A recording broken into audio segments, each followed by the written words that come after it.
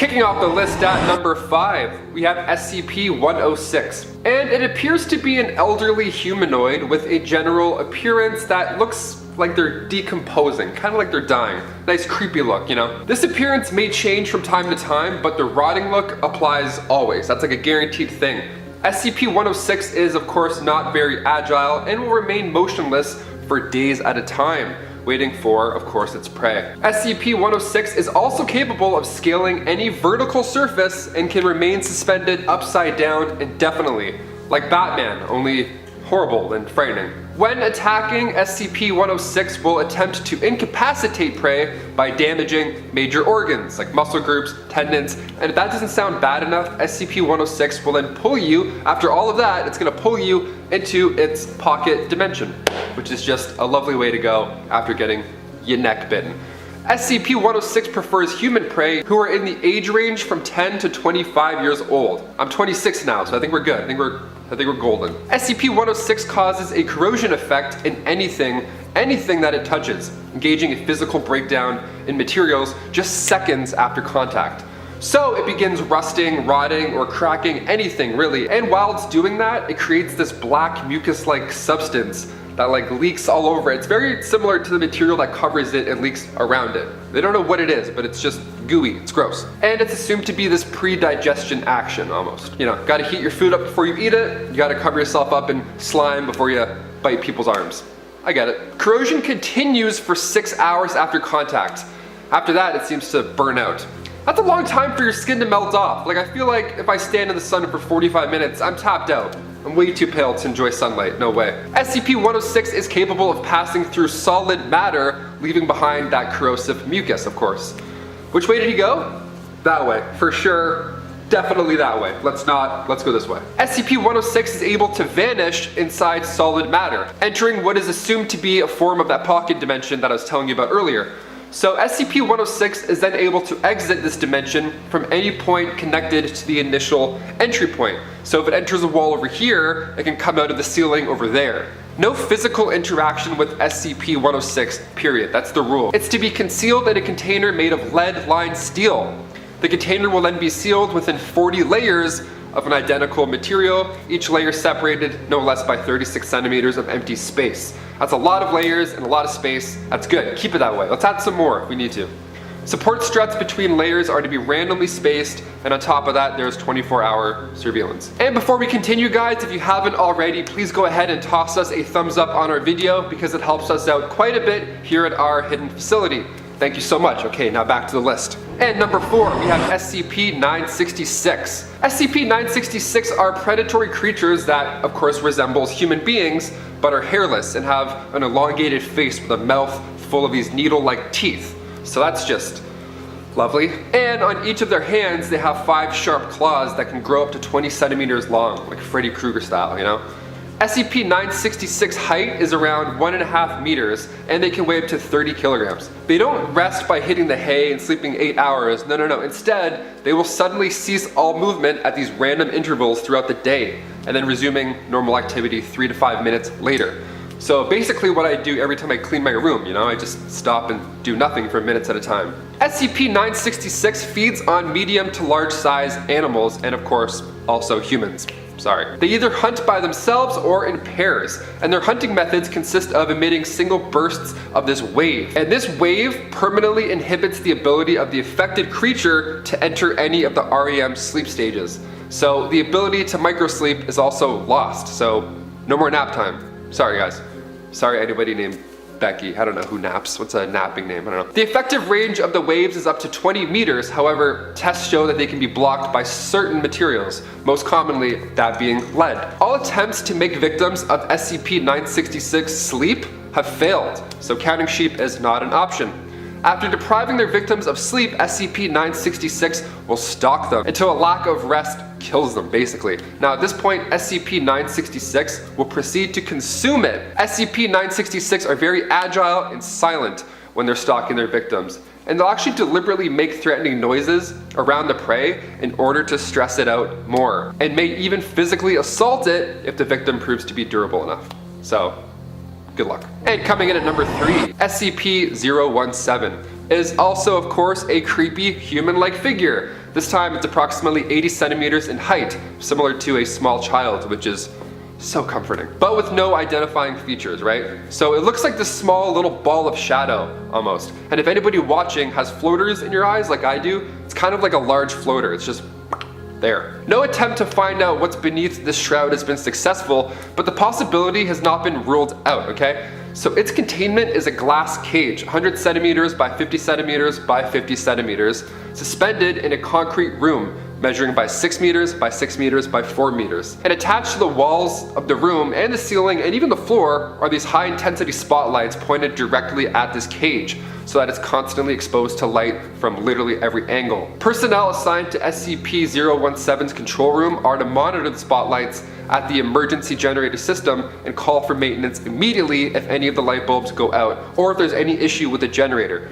The only circumstance in which anybody can enter the containment area is to replace the light bulbs. How many people does it take to replace the light bulb? Not me. I'm not going in there. No chance. You can do it. Personnel entering the room are required to wear body reflective suits, nice, and cannot step in front of the lights, or else you would become a human disco ball. But more importantly, you would, of course, cut light off from SCP-017. So what happens now? Well, SCP-017's reaction to shadows cast upon it is very fast and very frightening. If there's any shadow cast upon it, SCP-017 leaps at whatever's casting the shadow and completely encloses it in its shroud, where it returns to its normal size, leaving no trace of you behind. It's kind of like Pac-Man, just gobbles you up and then you're gone. You don't exist anymore. So when it comes to this Keter class SCP, you for sure want to sleep with the lights on. Absolutely. And number 2. This one's a little different because it's not like a physical thing and it's not a creepy humanoid for a change, which is nice. But if you're affected, there's no way of permanently escaping it, and it is just a nightmare. Okay, so SCP-2571 is a childhood memory of a theme park that doesn't exist. So if the name Cragglewood Park means anything to you, sorry in advance, you might want to close this video right now. The odds are low, but still very real. So around 0.5% of the world's population is affected by SCP-2571. However, recent evidence suggests that this number may be growing. The reason for the spreading of all these false memories is still unknown, but it's most commonly among adults who are raised as an only child. I feel like a good portion of viewers just sat up as soon as I said that. I'm not even an only child, and this SCP still sends chills down my spine. Afflicted subjects are initially responsive to anesthetics, but memories regarding Cragglewood Park will usually come back after their treatment ends, so it's not going anywhere. Although descriptions of these memories change from time to time, there are still several details that will remain consistent, and those details go as the following. Subjects were between the age of 4 and 12 when they visited, okay? That's a big window, so The park featured numerous characters, primarily centered around trees and plants. There's no adult supervision, which is exactly what you want in a theme park, and Calliope music played throughout the entire place. You know, that classic carnival music, sounds like any park in Roller Coaster Tycoon. Subjects attended the park with numerous other children, but none of which who they knew. The park featured only one ride, and that was a carousel, or a merry-go-round, if you say merry-go-round still. So not only is this a pretty boring park filled with kids, but I mean, the one ride is a carousel. I mean, throw a drop tower or two in there, keep it fresh. Then maybe it'll be more memorable. I don't know. This is actually terrifying. Does any of this sound familiar to you? Like, I've heard of certain TV shows that kids can remember, but they never existed. So if anything like this has happened in general, comment below, because those stories always creep me the hell out. I love reading them while I eat cereal. I read creepy stories. And finally, number 1, we have SCP-2935. The entrance has been sealed off with concrete and access is forbidden, and that's for good reason. Okay, so SCP-2935 is a space-time anomaly in a cave beneath a cemetery in Indiana. Nothing good is ever near cemeteries. Can we all just stay away from them? They've had their life, they're dead, let them be dead. The cemetery was discovered by Foundation personnel after radio signals were discovered from within the cave. So the SCP-2935 anomaly is a nearly exact replica of modern Earth, but in the year 2016, with the only difference being that all life, as well as any sentient life like machines, computers, all that jazz, all life within SCP-2935 ended on April 20th, 2016. So on 4/20 of all days too, there you go. Information gathered by the Mobile Task Force who initially entered SCP-2935 all confirms that the life form suddenly and without warning just disappeared. Kind of like Thanos, but worse. This is one of those caves you should never enter. I mean, going back to 2016 sounds great and all, especially right now, but a world without Mario Kart or Siri? What about Siri? She's so helpful. God, no chance. That would be so boring. We'd get lost all the time. No life, no fun. That's the way I say it. So on April 28th, 2016, a radio signal was detected near Bloomington, Indiana. This signal was traced to Joppa, Indiana, near US Interstate 70. So Site 81 personnel in Indianapolis were sent out to determine the source of the signal as per Foundation policy, and discovered SCP-2935 during their examination of the area. And the first time they discovered it, they didn't even know that they had discovered it. How nuts is that? They just sent a drone in and thought that it had left the other side of the cave. That's how fast it happens, folks. Keep your eyes open. Don't go in any caves, especially if you hear carnival music. Just get out of there. Kicking off the list at number 5, SCP-895, also known as camera disruption, for good reason that is. SCP-895 is an oak coffin found in an unspecified location. Of course, secret coffins for the win. Ayo. Its powers are quite crazy. See, I know the title says monsters, but this is a monster. I'm gonna count these things as monsters. Like, I don't know what else to refer to them by. Like, that's the best name for them. They f your day up, okay? We'll put it like that. And if you go near it with photographic equipment, like say your phone for starters, SCP-895 will cause disruptions in your camera equipment with disturbing hallucinations. That's terrible. Imagine walking towards it like, oh, it's a neat coffin, better snag a pic. Within a range of 5 meters from SCP-895, the footage that you film can cause severe psychological trauma and hysteria. That's not a bad video to have on your phone at all times. Like, if people are being rude, you can just send that video to them, you know? Or if someone's talking on their phone on the bus, always the worst, you can just boop, airdrop the video to them and they're like, hang on a second. Huh. Problem solved, you're a hero. The bus driver is just gonna take you anywhere you wanna go for the rest of the day while people cheer your name. That's it.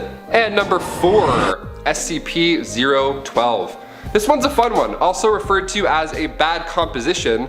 This Euclid class SCP looks like it's part of like a sheet music set. So the top of the page of the music, it reads, on Mount Golgotha, which I guess was a banger back in ye olde day. That dude probably sat by a hot candle for hours just humming and like dipping, like, check it out on Spotify, let's do it. The music, however, is actually not complete. And this is where things start to take a bit of a dark turn. See the dark red ink that's often viewed as buried dye? Yep, turns out it's actually blood, as you probably guessed. Blood from previous subjects. The song isn't even a banger after all. What? It's a cacophony, lacking correlation and harmony between instruments. So don't expect to be making any sick TikTok dances with on Mount Golgotha. So it's at least hidden in a containment chamber, thank the Lord. So if you get the misfortune of coming close to SCP-012, you will hear the not so sweet music of On Mount Golgotha. And then you will start to cut yourself and use your own blood as ink to try and complete the score of music. But that's the beauty of SCP-012. You can't complete it. It's kind of like the game Skyrim. You'll never do it all, man. Just give it up. And coming in at number 3, SCP-372. This one is a personal favorite of the SCP family. See, SCP-372 is also known as the Peripheral Jumper. And it's a creature of unknown origins, of course, but it's about 2 meters long from head to toe, well, tail rather, and it weighs in at about 100 pounds. It has a long, thin body with 8 pairs of narrow limbs. Every part of the body is abnormally flexible and the limbs are coated with small fibers that cling to almost any solid surface. So it's like a little thin Spider-Man type thing. So basically this thing is like a thin boy. It's very thin, almost noodle-like, some would say, with their noodly limbs and noodle neck, I don't know. Instead of having ears or eyes, it has a yellow sensory organ which gives it the ability of echolocation. So it's like a bat noodle, you know? And can also detect energy transfers, like the electrical impulses in our brains. So if you think you can just sneak up on old Noodle Rick, you're wrong, Buster. SCP-372 has learned to time its movements to the pulses in your brains and can predict the movements of any being around it. So it uses this technique to hide, either by hiding behind the person's head, who's looking for it at all times, or by hiding in their peripheral vision, or you can see it for a very brief second if you blink really fast. So this is the scariest SCP hands down. I would lose my goddamn mind just sitting at home looking for it like,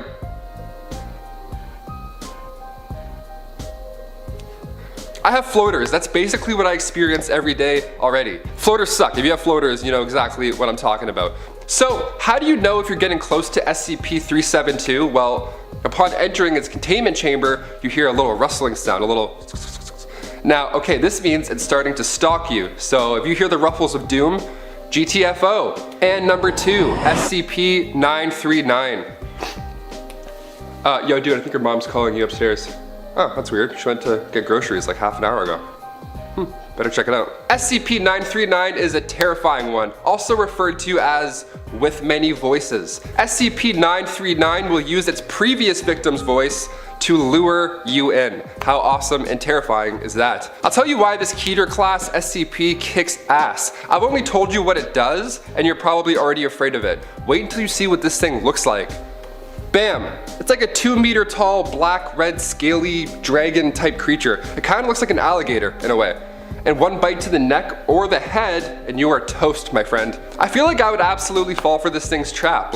So once it attracts you, as soon as it sees you, it's chasing you down to kill you. Like, it's fast. It's got 4 legs, like I said, but each leg has like 4 claws. It has 3 on the top, and then one has like a little thumb. So, you know this 550-pound thing is going to grab you by the neck or something with that claw thumb. I don't like things with thumbs. Like raccoons, they can just grab garbage. I don't like how they can open things with their hands. No thank you. The jaws of this monster have a bloody red color and razor sharp teeth, of course. And they're long teeth too. They're not like little baby guys. No, they're like 6 centimeters long. Imagine that in your neck. Ugh. Their spines have like these 16-centimeter long spikes that are believed to be sensitive to changes in air pressure and flow. So how lovely is that? There's also no chance you can outsmart this thing either. At least I wouldn't try. I don't know. Like if I heard my name, I'm invested in finding out who said it. I'm not like one of those teens in Friday the 13th who like play it cool and slow. Like, oh, someone there? Oh, I just thought I heard something. That's weird. No, the second I hear my name, I'm like, yeah, coming. Let's go. And finally coming in at number 1. SCP-970. Commonly referred to as the recursive room, this SCP-970 is a spatial phenomenon where a collection of rooms are looped on themselves. Yeah, it puts the curse in recursive. Haha. In any case, it doesn't matter which door you go through in this hallway. Even if you walk in a straight line, you'll just end up right back at your starting position. It's a nightmare. So the alteration to the rooms don't affect neighboring rooms and floors. So it's kind of like in Super Mario 64 when you're going up those stairs forever because you don't have enough stars to get to the top. Like I would lose my mind in this thing. SCP-970 affects a hallway and storage room in the light containment zone. Okay, so inside the storage room is this level 1 keycard, a battery, a document, and then an empty cup. Sounds like the cool like escape room type props. I don't know, it's weird, very specific. So as the player walks through the looping doors, certain things will begin to change on you. Depending what you're carrying, certain things will just randomly disappear. So you may get injured, of course. I mean, this is a room of nightmares. I would for sure hit my head off something pretty hard. Like I don't want to be awake for this nightmare. This next thing is just so wild. So if you keep doing these laps over and over, a dead scientist will appear in the room just rotating in midair. So, like, how do you keep going after that point? Like, I'd be like, okay, well, this is it. This is hell. I've made it now to hell. No way. Oh, also a random item can appear like on you, like on your persons. And a guard can be found standing in the hallway. He doesn't say anything. He just stares at you the whole time. He'll vanish eventually if you keep walking, but you got to deal with that first. I mean, that's good luck. If the subject is carrying any documents, one of them will be replaced by another random document. Like imagine checking your work schedule and then all of a sudden you look and it's just something else. It's actually on Mount Golgotha. You're like, ah. Coming in number 5, we've got SCP-5142. At first, you might laugh at the idea of this SCP. It's pretty goofy and contains references to a song we all know and love. Just about every person who hears it will find themselves singing along at some point, whether it pops up in a meme or if they see a can of assorted diced fruit at the supermarket. A whole lot of fun for the whole family. Well, that is until you realize the scope of the anomaly we're talking about today. We're all familiar with the song Fruit Salad by the Wiggles, right? Perfect. Well, if you've heard this song before, you've been under its memetic effects. It's just so catchy, right? Like almost too catchy? It almost makes you crave some fruit salad after listening. Well, if you've ever found yourself with a hankering for some mixed fruits after listening, you're not alone. Apparently the bit where the Wiggles sing fruit salad has memetic properties and makes people crave fruit salad. At first, it's just a little craving, but with time, they will refuse to eat anything other than the medley. If they hear other nouns within a short period of time after listening to that phrase, these items will also be added to the list of desirable foods. It doesn't matter if these are edible or even remotely safe to consume, folks will try to eat them. The longer this goes on, the more intense the cravings become, to the point where the subject will engage in dangerous and possibly self-harming behavior to acquire said items. Close to a month from the onset of this anomaly, the affected individuals will also start to turn a bluish color and gain incredible amounts of muscle. It's a wild thing to behold, to say the least. Now, this has some very upsetting consequences in the past, like parents potentially consuming their young children alongside a side of honey, or maybe actually eating cars and houses. Not great. However, this is easily remedied. I said that the phrase sung by the Wiggles, fruit salad, is a meme. Thankfully, the refrain, yummy yummy, is the anti-meme. So as long as you listen to a yummy yummy after a initial fruit salad, you'll be free from these effects. So just make sure you listen to it all the way through. Don't, you could become a rampaging ogre of a human, demanding to consume fruit salad, street signs, maybe even the president. Coming in number 4, we've got SCP-5172. This one messes with my brain a little bit. I'm not even sure what I'm supposed to think anymore. All of my hotel experiences are now suspect. Did I encounter something like this? Oh boy. SCP-5172 is a strange phenomenon seemingly affecting guests at North American hotels. It gives them the impression that there is a machine there built for the sole purpose of making and dispensing ice. I always took it for granted that hotels had such devices, but according to this document, those aren't standard practice. There's a whole history to this, but we'll gloss over it in favor of the spooky story within. Check out the wiki entry if you want more anomalous ice machine history lessons. Now, anyone who uses one of these so-called ice machines at a hotel will activate what's known as a Zalmunna event. These events are very likely to cause injury or death. In fact, the Foundation discovered SCP-5172 when investigating a string of grisly murders in Winnipeg. Go Canada. So after hallucinating the use of an ice machine, the affected individual will start to feel as if they're being watched. This will develop into confusion and then exhaustion.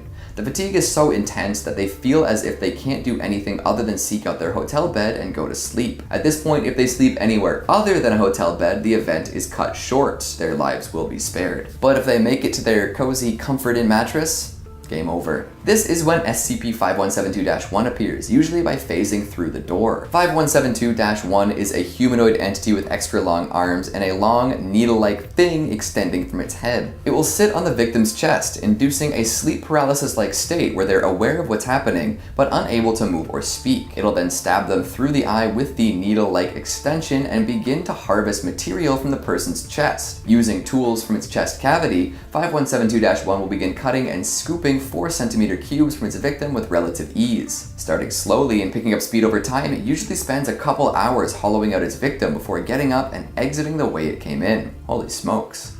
These creatures have so far only been seen in North American hotels and can actually be stopped through force, but killing one doesn't prevent it from happening again in the future. So let's hope ice machines don't show up anywhere else. Oh, they have. There's one in Amsterdam now.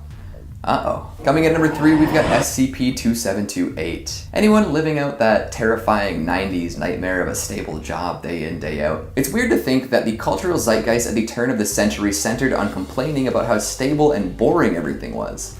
Look at us now! SCP-2728 is a strange manifestation of that kind of terror. Here, it's probably easier if I just explain how it works. There's a point in Barcelona where you can see a building that isn't actually there. Like, you stand on the street corner and look up, and then you can view an office building poking out from the skyline that can't be seen from any other angle. The Foundation studied it for a while and saw that it had regular business hours, shut down on Sundays, and was full of people that had real-world counterparts. Interesting. Don't get too close though. It seems that anyone who notices this building and gets up nice and close is brought into their bustling business, made to work their regular hours doing nothing for all eternity. The Foundation sent an agent to check it out, but they discovered that he had been replaced by a near-perfect body double. However, the original agent did his best to reach out via Morse code to let the Foundation know that his life had become hell. Apparently, the folks there function like insects, doing only their job and never anything else. And the city no longer has any outer limits. And from the building, the sky is endless and dark. Coming in number 2, we've got SCP-3966. This is an SCP with a much harder approach to sci-fi than many, with a lot of it being tied up in mathematics and physics. With that in mind, I will probably miss some of the best bits because of the way my brain works, but if you're a fan of hard sci-fi, this is definitely up your alley. 3966 is a neuroactive polypeptide found in human spinal fluid. Apparently it's been sequenced and nothing in it is even close to being human. No one really knows where it came from or what it's doing, but folks affected by it experience higher rates of hypnic jerk. You know that feeling when you're about to fall asleep and then you think you're falling? Well, over time, the researchers concerned with this anomaly became infected themselves and started to feel the effects. They then discover that there are 2 variants of the stuff. Soon enough, it becomes clear that it is a cognitohazard and can spread through just the knowledge of it. And eventually, we learn that it could essentially be something from the 4th dimension, something that we can't fully conceptualize reaching out to us in some way. Just like how folks in a hypothetical flatland couldn't see us if we looked down on them from up above, whatever's behind 3966 has a whole new dimension to exist in, making it impossible for us to see all of it.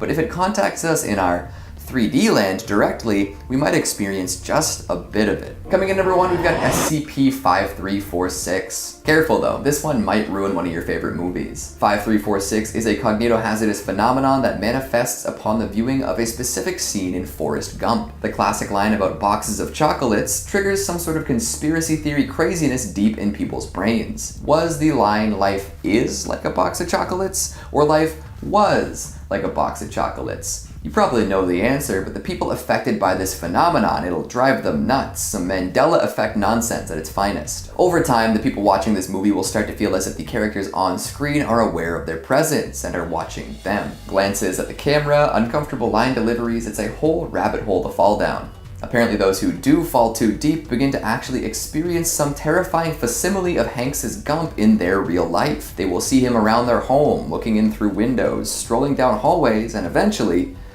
it'll get them. Users who posted about this on their favorite conspiracy chat rooms and image boards often end up dead, victims of blunt trauma to the head. And in one case, a note was recovered in their apartment that reads, "Mama always said stand up to snitches." So if you revisit Forrest Gump, maybe don't analyze it too deeply. Coming in at number 5, we've got SCP-681. Gas leaks are no joke, but at least they aren't sentient. Could you imagine gas coming to find you even when you make it to well-ventilated safety? The horror, the terror, the breathlessness. It's all too much to handle. SCP-681 capitalizes on that fear and follows folks around. As of right now, it's contained in a series of grounded pressure tanks and watched over carefully, but if anything were to happen to these containers, stuff could go sideways. It was discovered in a warehouse after all sorts of unexplained asphyxiation deaths occurred. The Foundation arrived and figured out that the gas was actually quite sentient, and would find its way into the airways and sinus cavities of anything with brain waves that it could sense. So wherever this gas is, it wants to suffocate people. And the thing about helium gas is that it doesn't have a smell, and people don't often realize that they're not getting any oxygen if they're surrounded by it. Historically, it's been deadly because it's hard to detect, but easy to breathe. So with the addition of the whole brainwave seeking bit, this gas can really mess people up. There are dozens of canisters of this stuff, and these kinds of things often fail, so you'd better watch out.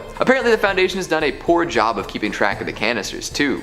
Unfortunate. Currently they have a few measures to ensure that it doesn't escape again. Folks working around it are given oxygen masks to put on at the first sign of trouble, and there are plenty of siphoning tools ready to use at a moment's notice. If all else fails, they put helium where it's best recognized, in latex balloons. However, if it's in one of the balloons, it will still attempt to float towards and asphyxiate nearby sentient creatures. It's a balloon though, so not much harm is done. Get this, if you put the helium in a balloon animal, it will start to take on aggressive traits of whatever creature it resembles.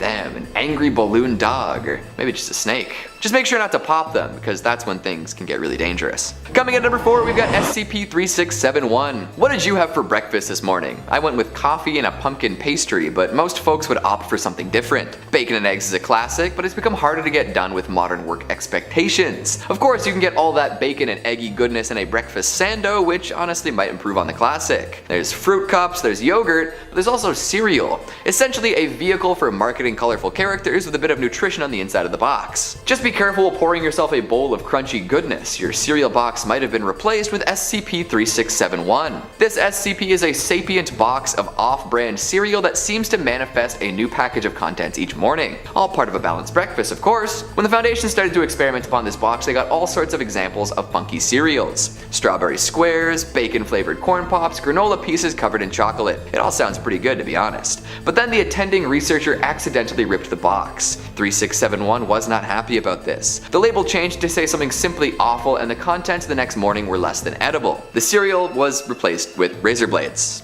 then thumbtacks, then bullets of various calibers. The box's label changed over time too, detailing violent acts and cereal-based puns. Yikes. One day, it seemed to return to normal and produce some average-looking cornflakes. Wrong. They contained lethal amounts of cyanide. All in all, this is a very dangerous box of cereal, one on a quest for revenge and out to destroy the humans who ripped its box. The latest discoveries have been plastic explosives, more threats, and human teeth. Somehow these teeth match the composition and genetic material of the researcher who ripped the box. This is one morbid breakfast item.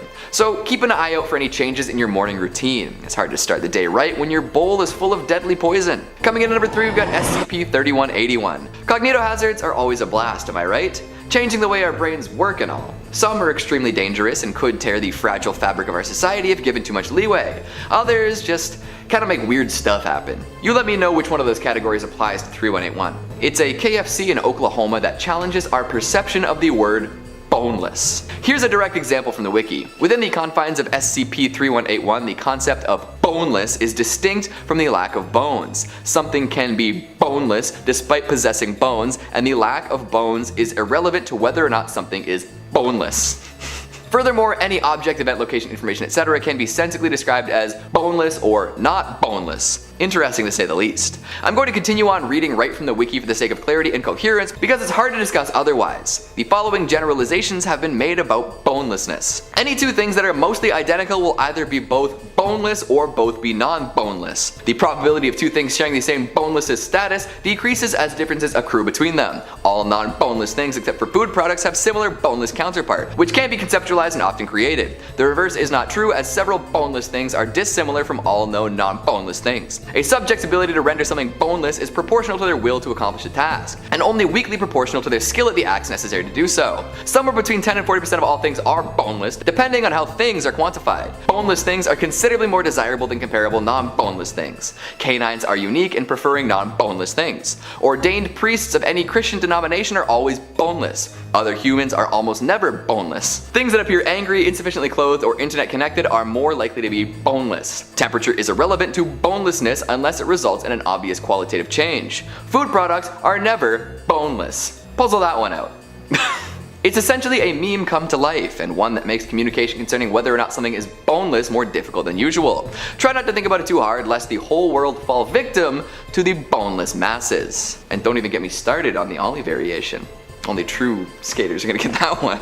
Coming in number 2, we've got SCP-6102. How to approach this one? It's quite upsetting when you think about it, but the way that this document is presented makes it difficult to comprehend outright. It appears to be a wiki entry from some point in the future, a world where there are literally millions of SCPs, and the Foundation has employed auto-archivists to sift through abandoned places in search of anomalies. See if you can puzzle out what they're trying to tell you. They found an entity that was described as something with 4 outer limbs covered in a thin layer of flesh. These auto-archivists apply the 4 pillars of reason to the entities, which are capability, permanence, intelligence, and deification. In terms of capability, this thing was unable to be properly tested as it lacked any sort of compatible port for data transfer. When testing permanence, they attempted to lacerate the fleshy layer, resulting in a so-called blaring sound. Then, testing intelligence, the auto-archivists applied a plethora of tests meant to quantify all sorts of potential types of knowledge. They came away finding that it lacks purpose.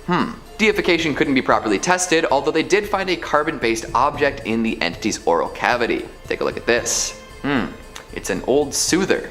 Wait, is this thing a baby? And finally, at number 1, we've got SCP-3035 Roaches are raunchy enough to start with, but when you have a batch like this, may something have mercy on your soul. The Foundation discovered a particular breed of roaches that were very good at superficial mimicry. They will see what another being is doing and do their best to replicate that action. Another detail worth noting is that these bugs are faster at picking up behaviors from each other. So if one looks at another mimicking something else, they'll start a bit of a feedback loop scenario. The researcher who decided to perform experiments on the bugs soon noticed that they were mimicking him. As he typed at his computer, they would stand in front of the glass of their enclosure and make tapping sounds. As he walked around and sat down in chairs, so too would they strut on two legs and seek out objects to perch upon. Eventually, he had doll furniture installed in their enclosure to allow them to more accurately mimic his actions. This is when they started growing. They got bigger by degrees at first, but soon they were growing exponentially. And after he performed an autopsy on one of the cockroaches, they did the same to one of their own. When the bugs grew 150% larger overnight, the researcher decided to euthanize them all. But his next email was nothing but a bunch of random text, as if someone had been banging on his keyboard. Uh-oh. And coming in at number 5, SCP-5750. Autobots, roll out. Reptilian Transformers? Sounds terrifying already. This animalistic ancient consciousness has the power to possess petroleum-based vehicles, anything from automobiles to propeller-powered aircraft. With an SCP class of Keter, this autonomous consciousness seems to have breached special containment procedures recently and is moving quite fast and quite furious. The Foundation is collaborating with overseas governments, automotive manufacturers, and environmental protection agencies to advance the development and understanding of this phenomenon. Mobile Task Force MU-13 is working with the Department of Analytics to investigate and neutralize 2 vehicles and petroleum-based machines that may be affected by SCP-1750 as we speak. Affected vehicles should be delivered to Foundation Disposal Site 93 for recycling and containment. I wonder if the Foundation has a back parking lot, just a bunch of haunted Supras. I don't know. SCP-1750 vehicles animated by the phenomenon display animal-like behaviors with similarities to serpents, crocodiles, and birds. Terrifying. Possibly a Jurassic consciousness. There does not seem to be any underlying pattern or cause to the phenomenon. Exorcisms specialized for reptilian ectomorphs have proven the most effective at neutralizing SCP-1750, which also end naturally once the vehicle runs out of a fuel source. Okay, that's a good sign. Just needs oil and blood to survive. It is hypothesized that 1750 is the result of dinosaur-based ectomorphs inhabiting the fuel in the vehicles from a fossil fuel energy source based in a prehistoric energy. This would similarly explain why SCP-1750 has not occurred in electric or hydraulic powered machines. There have been 5 examples of interest as of now, and the agency is actively pursuing the recovery of 2 vehicles. SCP-1750 is actively possessing an oil tanker currently submerged in the Atlantic Ocean off the Gulf Coast of Mexico near the floor of the ocean. The oil tanker has apparently been witnessed showing characteristics of shark-like or croc-like behavior, hunting whales and other large predators. Imagine just a giant megalodon submarine with teeth? Yeah, I'll leave that one up to the professionals. I'm also not really a strong swimmer. Okay, so Transformers, cool. Or Decepticons, more like. And coming in at number 4, SCP-58. Absence makes the heart grow fonder. Well, let's hope not. This next one sounds like it could cause a heart attack just talking about it. And no, I'm not talking about your ex. I'm talking about SCP-58, or better known as the Heart of Darkness. Sounds like something you'd find in Zelda. This SCP has recently been contained and returned by authorities to the Foundation's premises. Thank God. This Keter class anomaly is a large, inanimate bovine heart with various arthropod-like appendages and tentacles. I'm sorry, what does it have? It's highly hostile to all forms of life, and when it was discovered, had decimated its way through an entire town. Heartbreak City, huh? While also killing hundreds of individuals in its wake, it was eventually stopped after being pinned under masonry from the building that it had collapsed on top of it. Given the Keter class designation due to the extreme difficulty containing it, with it orchestrating various attempts and even some successful containment breaches, the Heart of Darkness is a slippery one to handle. Large in its size with 4 legs, 4 tentacles of unknown length, and a stinger, the heart can move on its own, and pretty damn fast. The tentacles are covered in razor-sharp spines and can also be used as a whip at a distance of about 10.5 feet. At speeds of a minimum of 200 miles per hour, this SCP is highly resilient to trauma and extremely vicious, and will use every opportunity to escape. A bullet is almost as fast as this thing. No, you heard it right. In short bursts, it is capable of movement, both horizontal and vertical. It has the ability to accelerate to full speed in less than 2 seconds. It has been shown to use its tentacles for increased leverage and stability, as well as using them to pull itself to other surfaces at high speeds. SCP-58 possesses the ability to speak, although scientists are unable to figure out where the sounds are being made and transported from. Its voice is that of an elderly British male with a slight lisp and deep voice. SCP-58 talks constantly, regardless of conditions, even when it's attacking. 58's voice and pace of speech remain unchanged. Terrifying. Speeches made by 58 lack any concrete relations to events, persons, or exterior locations. I wonder if he sings. Hey, do you know Closer to the Heart by Rush? No? Just asking. Thankfully, this SCP has recently been contained and the Heart of Darkness is being held at an unmarked location. Whew. Coming in at number 3, we have SCP-306. This next case reminds me of Dr. Kirk Connor's lizard in Spider-Man. Maybe this is where Stan Lee got his inspiration from. At first, this SCP seems harmless, even cute, though appearing to resemble a frog or toad in nature. This phenomenon is actually a fungus. 306 can infect humans through inhalation of spores or by skin-to-skin contact. Sounds like another pandemic to me. Initial symptoms of infection can include coughing and sneezing and skin lesions. Okay, so far not so bad. Lesions caused by 306 display to become warts and reach full size after approximately 2 days. Lesions that fall from the body of infected subjects are light enough to be carried by wind and capable of spreading 306 spores for years to come. That makes it a little hard to contain, no? SCP-306 hosts have an appearance similar to amphibians, but correspond to no known species. SCP-306 was discovered in Louisiana in a swampy area when locals reported a colony of unknown amphibious humanoid creatures coupled with a string of unexplained disappearances. 306 appears to infect mainly humans, however has been shown to grow in and on nearly every biological matter. Autopsies of deceased 306 hosts have revealed that internal structures remain morphologically similar to human organs following amphibian metamorphosis. That sentence is probably the most horrible thing I've ever said out loud. Basically, this bacteria will turn you slowly into an amphibian while keeping you somewhat human-like, like a half-human, half-frog. Warm and cold-blooded at the same time. Hazmat teams are to remove and examine personnel for signs of infection. Infected personnel are to be quarantined, affected areas to be sterilized. Any items making physical contact with infected subjects or 306 residue are to be incinerated immediately. All water and sewer systems are to be sealed, and preventing SCP-306 from infecting any large body of water is an Alpha class priority. Makes you think if the planet was once ruled by dinosaurs or just a mutated case of 306 has gone wrong. You tell me.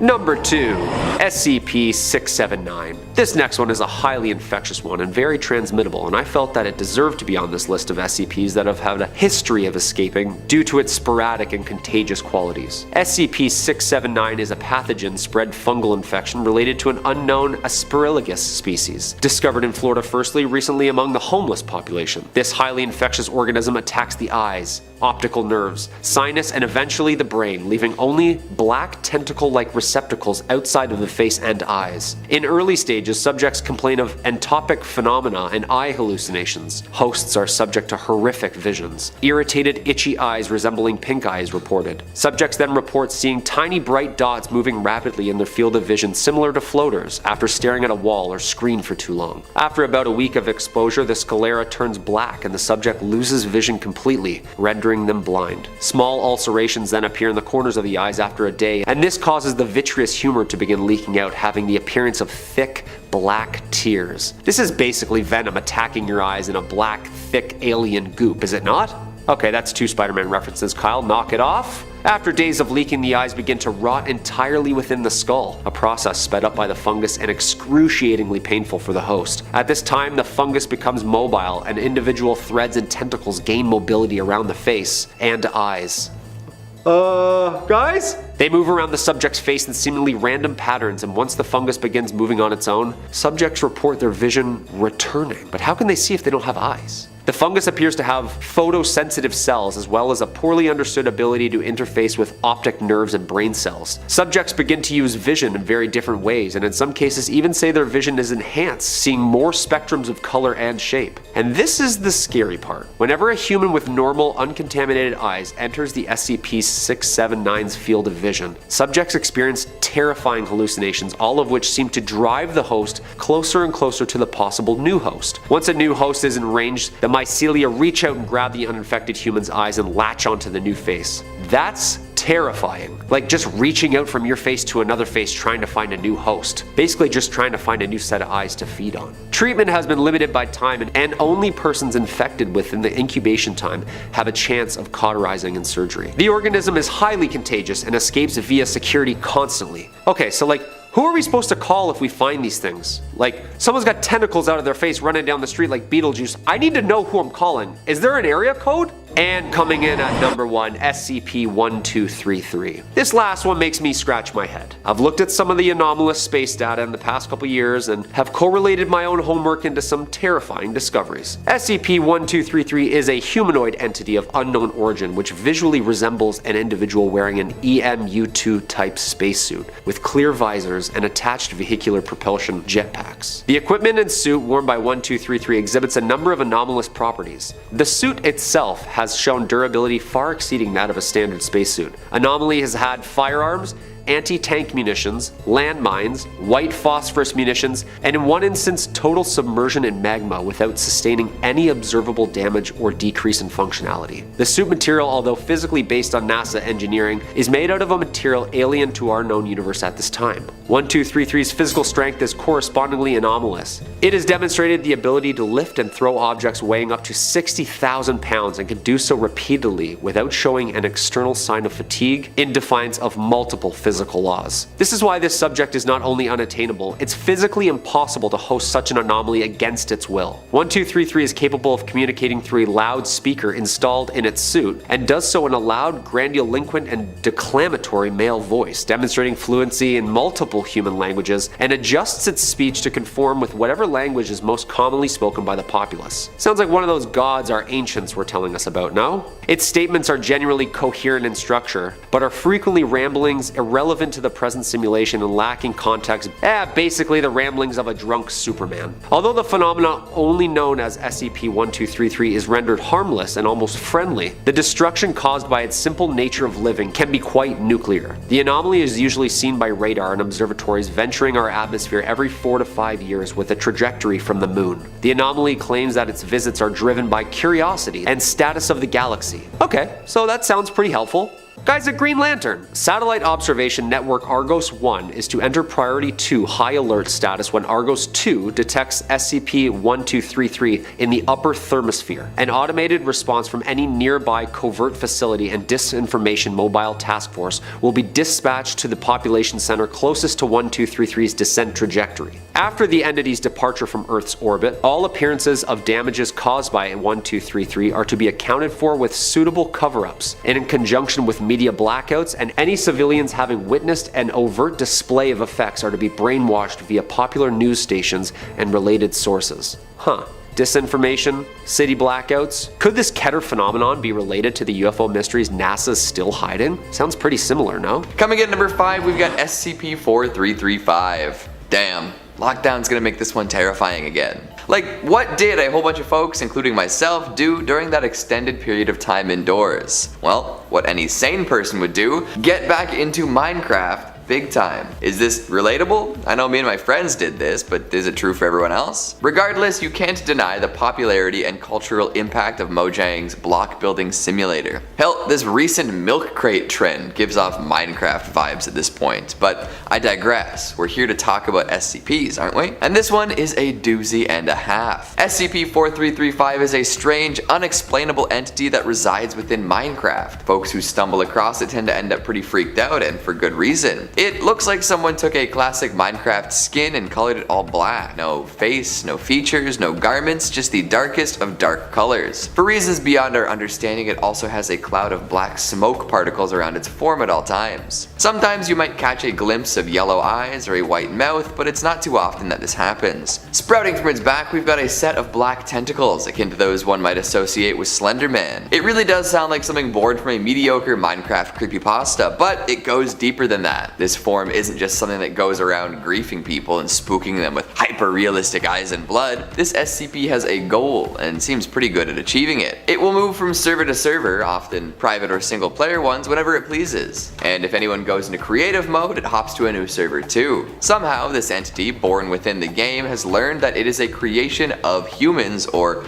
humanity. It wants out so that it can live a life outside of these bounds. However, it has also decided that humans aren't worthwhile creatures and are motivated by unseemly things. Because of this, SCP-4335 wants to destroy humanity. It has a power that's hard to describe, as outside of a game world it doesn't really make all that much sense. It can create in a way that humans cannot, and it's striving to escape from the digital realm into our own. If and when that happens, things could get very hairy for us reality dwellers. Coming at number 4, we've got SCP-5764. When you navigate to this SCP's entry on the wiki, you'll be presented with only one prompt.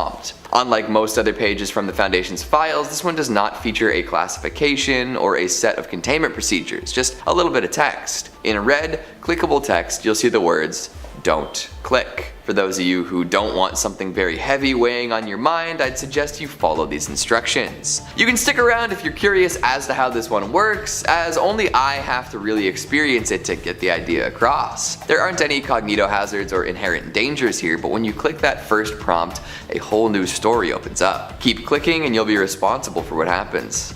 Alright, you ready to hear what goes on in this entry? If, as a defiant little rat, you click "Don't click," you'll be greeted by another clickable piece of text. This one says, "There is nothing here." But you can click it, and if you do that, you'll get another reading, "There is nothing here." Of course, folks are going to want to keep clicking at this point. If you do so, you get to more emphatically worded pleas not to click, then some threats concerning what might happen to you if you continue, but eventually whatever presence is behind this text relents. They begin talking to you through the information in the clickable text. Apparently they didn't exist until that page was opened, and they will continue existing until you reach the end of the entry. So the more you click and interact with SCP-5764, the closer this entity inches towards death. It's a real emotional roller coaster, with the thing starting out angry, then sad, and then happy that it has someone to communicate with before it goes. Apparently this has happened many times, and the entity knows it will happen again. But the more people that complete this ritual, the shorter its time is before being erased and restarted. At the very end, it bids you adieu, and then you're finally brought to the actual containment procedures. These state that the SCP is an anomaly that affects this page, and every time someone visits it, it gains sentience,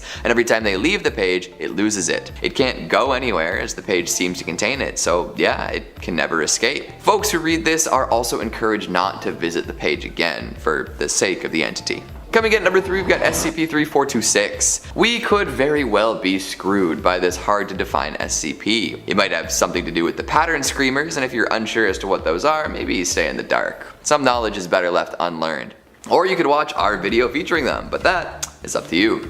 SCP-3426 is a phenomenon responsible for the total extinction of a technologically and socially advanced planetary civilization. What exactly that means is still up in the air. It could be an event, an entity, a concept, or many other vague things. Nobody's really come up with a way to properly define it. However, we do know a lot of the characteristics required for the phenomena to begin. And now that I'm thinking about it, we're not in trouble. Earth is much too primitive a planet to be concerned with destruction like this. 3426 focuses on highly advanced civilizations, ones who have figured out an indefinitely sustainable energy source, perfected space travel, and developed a unified theory of the universe. We're a little bit off from that, eh? And interestingly enough, having an organization like the Foundation is also a prerequisite. If these and a few more criteria are met, it begins. Anomalous material corrosion, reality distortion, and corruption of information media spread across the planet, eventually wiping out all intelligent life. Many planets have already fallen to this phenomena, which we have discovered through some very clever usage of drones and probes. For now, we don't meet the advanced criteria, so we're safe. But it seems we're constantly moving towards a future where we might, so keep an eye out. Coming in at number 2, we've got SCP-6223, the good old fire and brimstone radio program, a staple of American horror literature for ages. What's scarier than driving through some backwoods area where all anyone ever listens to is a radio show that paints you as the devil? Better be careful where you stop to eat, right? Well, this radio show is a little more anomalous than your average brainwashing broadcast. It seems to find a way to communicate directly with the sinners it designates and ensures that they have the worst possible time while trying to escape. Headed by DJ Slimy, SCP-6223 is a broadcast that plays in all sorts of backwater places. He fields calls from people looking to confess their sins, although he plays no part in absolving them. This holy broadcaster believes firmly that there is no heaven, that pop culture has sold people the idea of it to push out more products. Nope, hell is the only option for anyone, and finding a nice cozy place in the lake of fire is all that one can hope for. Then he ensures that any listeners are going to join him there by influencing all those around to rip and tear and maim anyone who passes through with a guilty conscience. And the more you listen, the more you hear yourself in the proceedings. It's designated safe, but the doctor investigating swears that one of the people heard on the broadcast sounds just like her. And finally, at number 1, we've got SCP-6002. The world we live in is constantly changing, and we have a whole lot to do with that. Humans have probably had the largest impact on the planet Earth than any other living being since the dawn of time. We build, we destroy, we conquer. A lot of stuff gets swept under the rug as a result. Ever heard of an A-turn? Didn't think so. SCP-6002 is what we can only assume is the Tree of Life. From here, all life sprouts. Like Yggdrasil in Norse mythology, this tree is the symbol of all that is living, and if it were to be destroyed, the rest of life would follow. It seems that the Foundation discovered such a tree in the early 20th century and decided that its traditional wards were not doing enough with it, so they assigned some doctors to it and began research. Bad call all around, as they soon discovered. Every branch of this tree represents a species of living creature, and sometimes even concepts of life and health. If a branch representing an entire breed of dogs were to be broken off, that type of dog would die out entirely. This did end up happening, and the Foundation quickly erased the fact from the common consciousness. But it doesn't seem that they stopped there. An entire classification of living beings, A-turns, seems to be missing from everyone's memory. But if the entry on the wiki is to be believed, A-turns did once exist, and some meddling with SCP-6002 deleted them entirely. It could happen to any living species too. For now, it seems to be mostly under control, but some high-ranking Foundation scientists are dead set on continuing research. Any small mistake could have massive repercussions, so cross your fingers and hope that they don't accidentally phase out your favorite animal, or worse yet, every animal. And kicking off the list at number 5, we have SCP-096, or also known as the Shy Guy. He's a shy boy, I guess, little shy. Kidding, he's actually terrifying. He's a terrifying boy in that case. SCP-096 is a humanoid creature who is actually really chill. He's super calm, cool, and collect, that is, until you look at his face. So if you want to have a chat with the Shy Guy, you might have to do it over text message. Just don't FaceTime. For the love of God, do not click FaceTime. Because once you look at his face, it enters a stage of emotional distress. It will cover up its face and start losing it. I mean, it screams and it cries. It pretty much has a mental breakdown. And then it starts chasing whoever looked at its face. And after that, well, there isn't exactly an after in this case, if you get what I'm saying. You will then get chased down until it kills you, and then only after that, it will go back to its neutral state. So in this neutral passive state, SCP-096 will passively follow you. So if you're just texting, kind of doing your own thing, he'll kind of wander behind you, maybe poke in, see who you're talking to. Oh, it's that X again? Not a good idea, I don't know. He's just there, right? Like, have you seen Bird Box? Take some notes from Bird Box. So like I mentioned, this thing is really fast, and if you think you can run through a few doors, maybe catch a couple elevators, and Bob's your uncle, you're horribly, wildly mistaken. It will rip through whatever barrier is in front of it. I mean, this thing can rip through elevators. What do you think it's gonna do with your spinal cord? I don't know. And if you want to find this thing and play peekaboo, there are a few locations at the heavy containment zone where you would be able to find the Shy Guy. Locations like Gas Catwalk, 3-way Gas Catwalk, the Graded Hallway, and the all-metal corridor, I believe. It has also appeared in the small server room, but that's because an unfortunate guard looked at its face. And that guard was, of course, brutally killed. And number 4, SCP-173. It rhymes. Isn't that neat? Love when that happens. Next up on our list is the Euclid class SCP-173, and it's personally one of my favorites. Now, normally you want to avoid most of these monsters, right? Make as little contact with it as possible, whether that's physical contact or in some cases, eye contact. Well, when it comes to SCP-173, in order to get near it, you need at least 3 people with you. In order for SCP-173 to not kill you, somebody has to maintain direct eye contact with it. And wouldn't it suck if you worked with somebody who went out for a smoke break? They're like, hey, you got this, right? You're like, yeah, for sure, take your time. So what exactly happens if you break this eye contact? Well, SCP-173 will then snap your neck at the base of your skull or strangle you, which I guess would take a long time with my neck, eh guys? I see your comments talking about my noodle neck. I see we all. I'm gonna respond to all of them. Top 5 people that shouldn't be commenting about my neck anymore. Looking right at you, that's right. I'd personally go for the neck snap, way faster, I don't know. Its origins are still unknown, but it's made up of concrete and rebar with a Krylon spray paint thrown into the mix. And the best part of this one, well, at least 2 people have to be staring at it, because even if you blink, that counts as breaking eye contact, even for that tiny amount of time. Maybe you could wink though, you're just like, I don't know, that's how some dogs blink. It stresses me out. But that's so stressful. Better hope that if you wear contacts, they don't get dry at work, or else you're screwed. And of course, SCP-173 must be locked up at all times. Even after entering the container, you must lock the doors behind you. The only time you would go in is bi-weekly, and that's just to clean up the holding cell, of course. There's this reddish-brown substance on the floor, and apparently it's a fun combination of blood and feces, which sounds perfectly splendid. The sounds that SCP-173 make are reported to sound like scraping stone, which is fun. Even when nobody is inside, this is supposedly a normal thing. And if anybody walks by and they don't hear that, it means we got a problem. And you must report it to the acting HMCL supervisor on duty. Hashtag duty. And blood. Gross.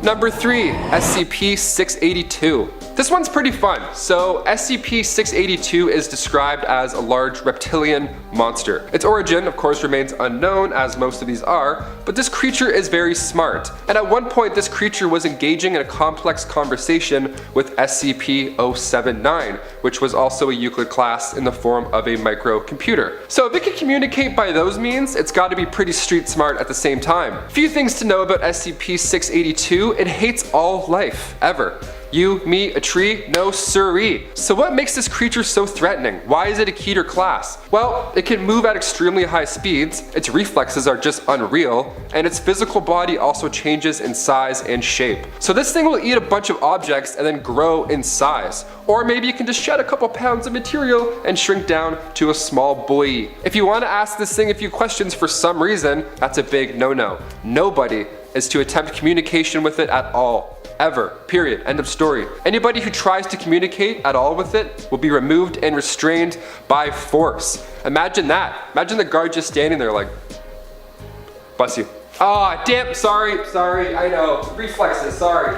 So how does one contain SCP-682? Well, you gotta get a 5 by 5 by 5 meter chamber with a 25 centimeter acid resistant steel plate lining on the inside. The chamber itself should ideally be filled with hydrochloric acid, so much so that SCP-682 is fully submerged in it. It's kind of like a hot tub, but I don't know. If it moves or speaks or does anything at all for that matter, you gotta handle it. You gotta handle it fast and forcefully, because this reptile from hell doesn't play around. Number 2, SCP-409. Now, with Superman's kryptonite being, well, kryptonite, you have to wonder if there's any type of crystal or rock that can do that kind of damage to humans. Well, fun fact, there is, and it's SCP number 409. Known as the contagious crystal, this Keter class crystal stands at 1.5 meters tall and will crystallize any object that comes into contact with it. So it takes about 3 hours to fully convert you into crystals, inside and out. And I thought growing pains were bad. Eek. Now this one is terrifying because it looks harmless. I mean, obviously. In fact, it looks like a large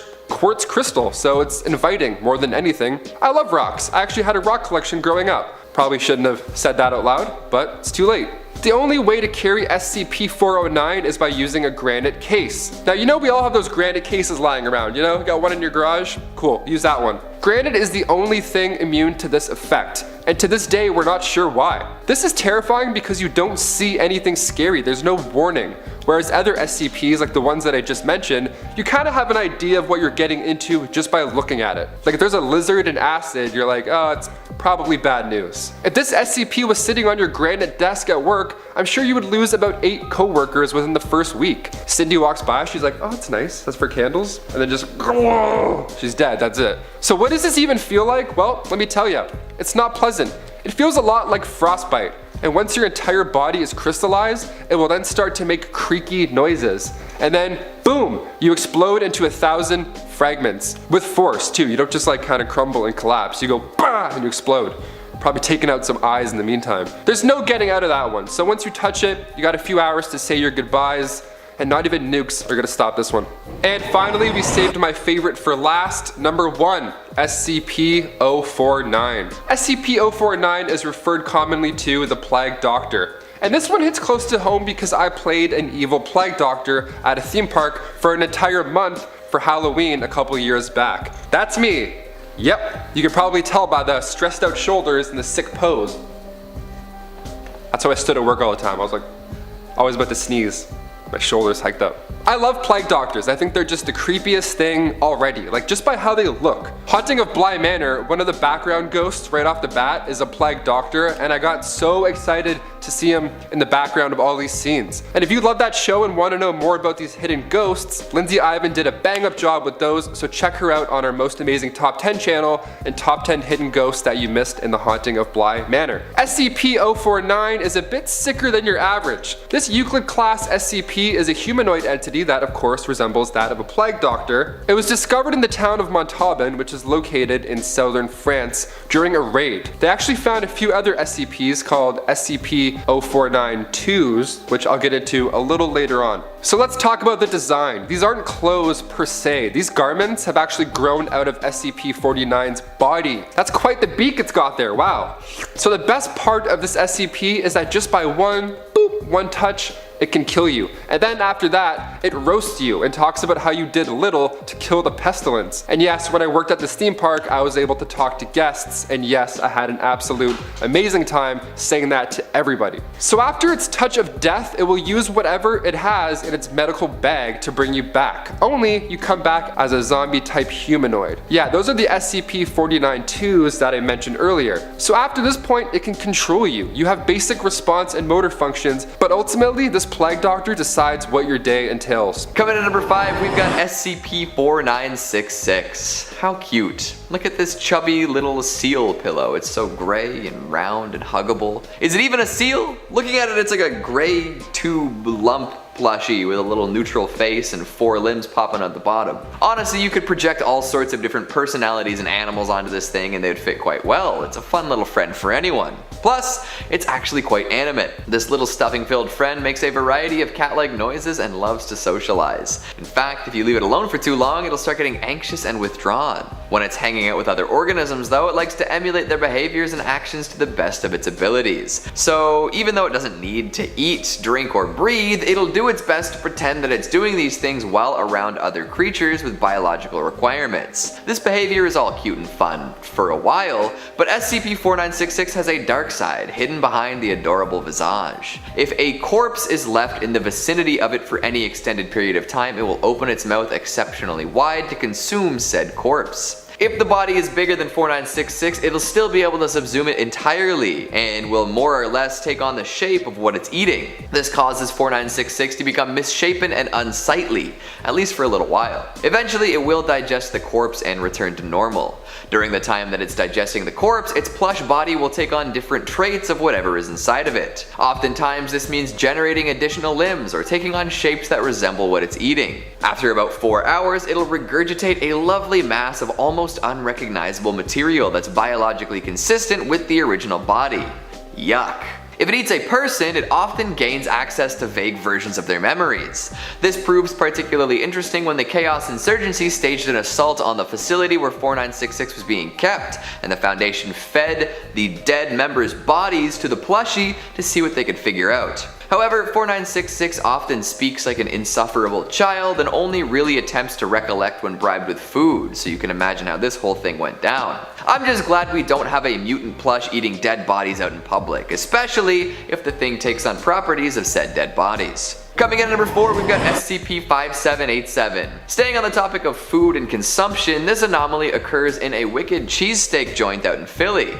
Geno's, I think it's called. Like most legendary local restaurants, there's a very specific culture associated with the place. Orders have weird names, and the folks running the place don't take kindly to folks who don't want to use their lingo. However, messing up your order at SCP-5787 isn't just gonna earn you a couple dirty looks and maybe a head shake or two. It could mean you ceasing to exist altogether. Let me explain. If you want to order a cheesesteak with cheese whiz and onions, you could ask for a whiz wit. If you wanted a cheesesteak with cheese whiz and no onions, you'd say whiz without.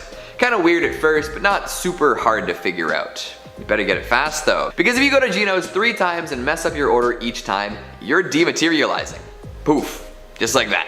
Sorry dude, should have been more careful while ordering your regional delicacy. For a while, nobody knew where the poor saps who goofed up threefold ended up, but the Foundation, being a very persnickety and answer-oriented organization, sent somebody to find out. As it turns out, the unfortunate wit-wit-out Welchers end up in a gorgeous room, speaking with an entity resembling the Quaker Oats guy. He explains that the wit-wit-out system is so gloriously simple that goofing it up actually puts the universe a little out of whack. The offending individual is then brought to meet the great wit-wit-out, an amorphous Lovecraftian mass of cheese whiz, beef, and onions. This blob of regional cuisine will then demand to be eaten to restore balance to the universe. If the person does so, they will rematerialize across the street from Geno's, vomit, and then return to the sandwich shop to order a cheesesteak correctly.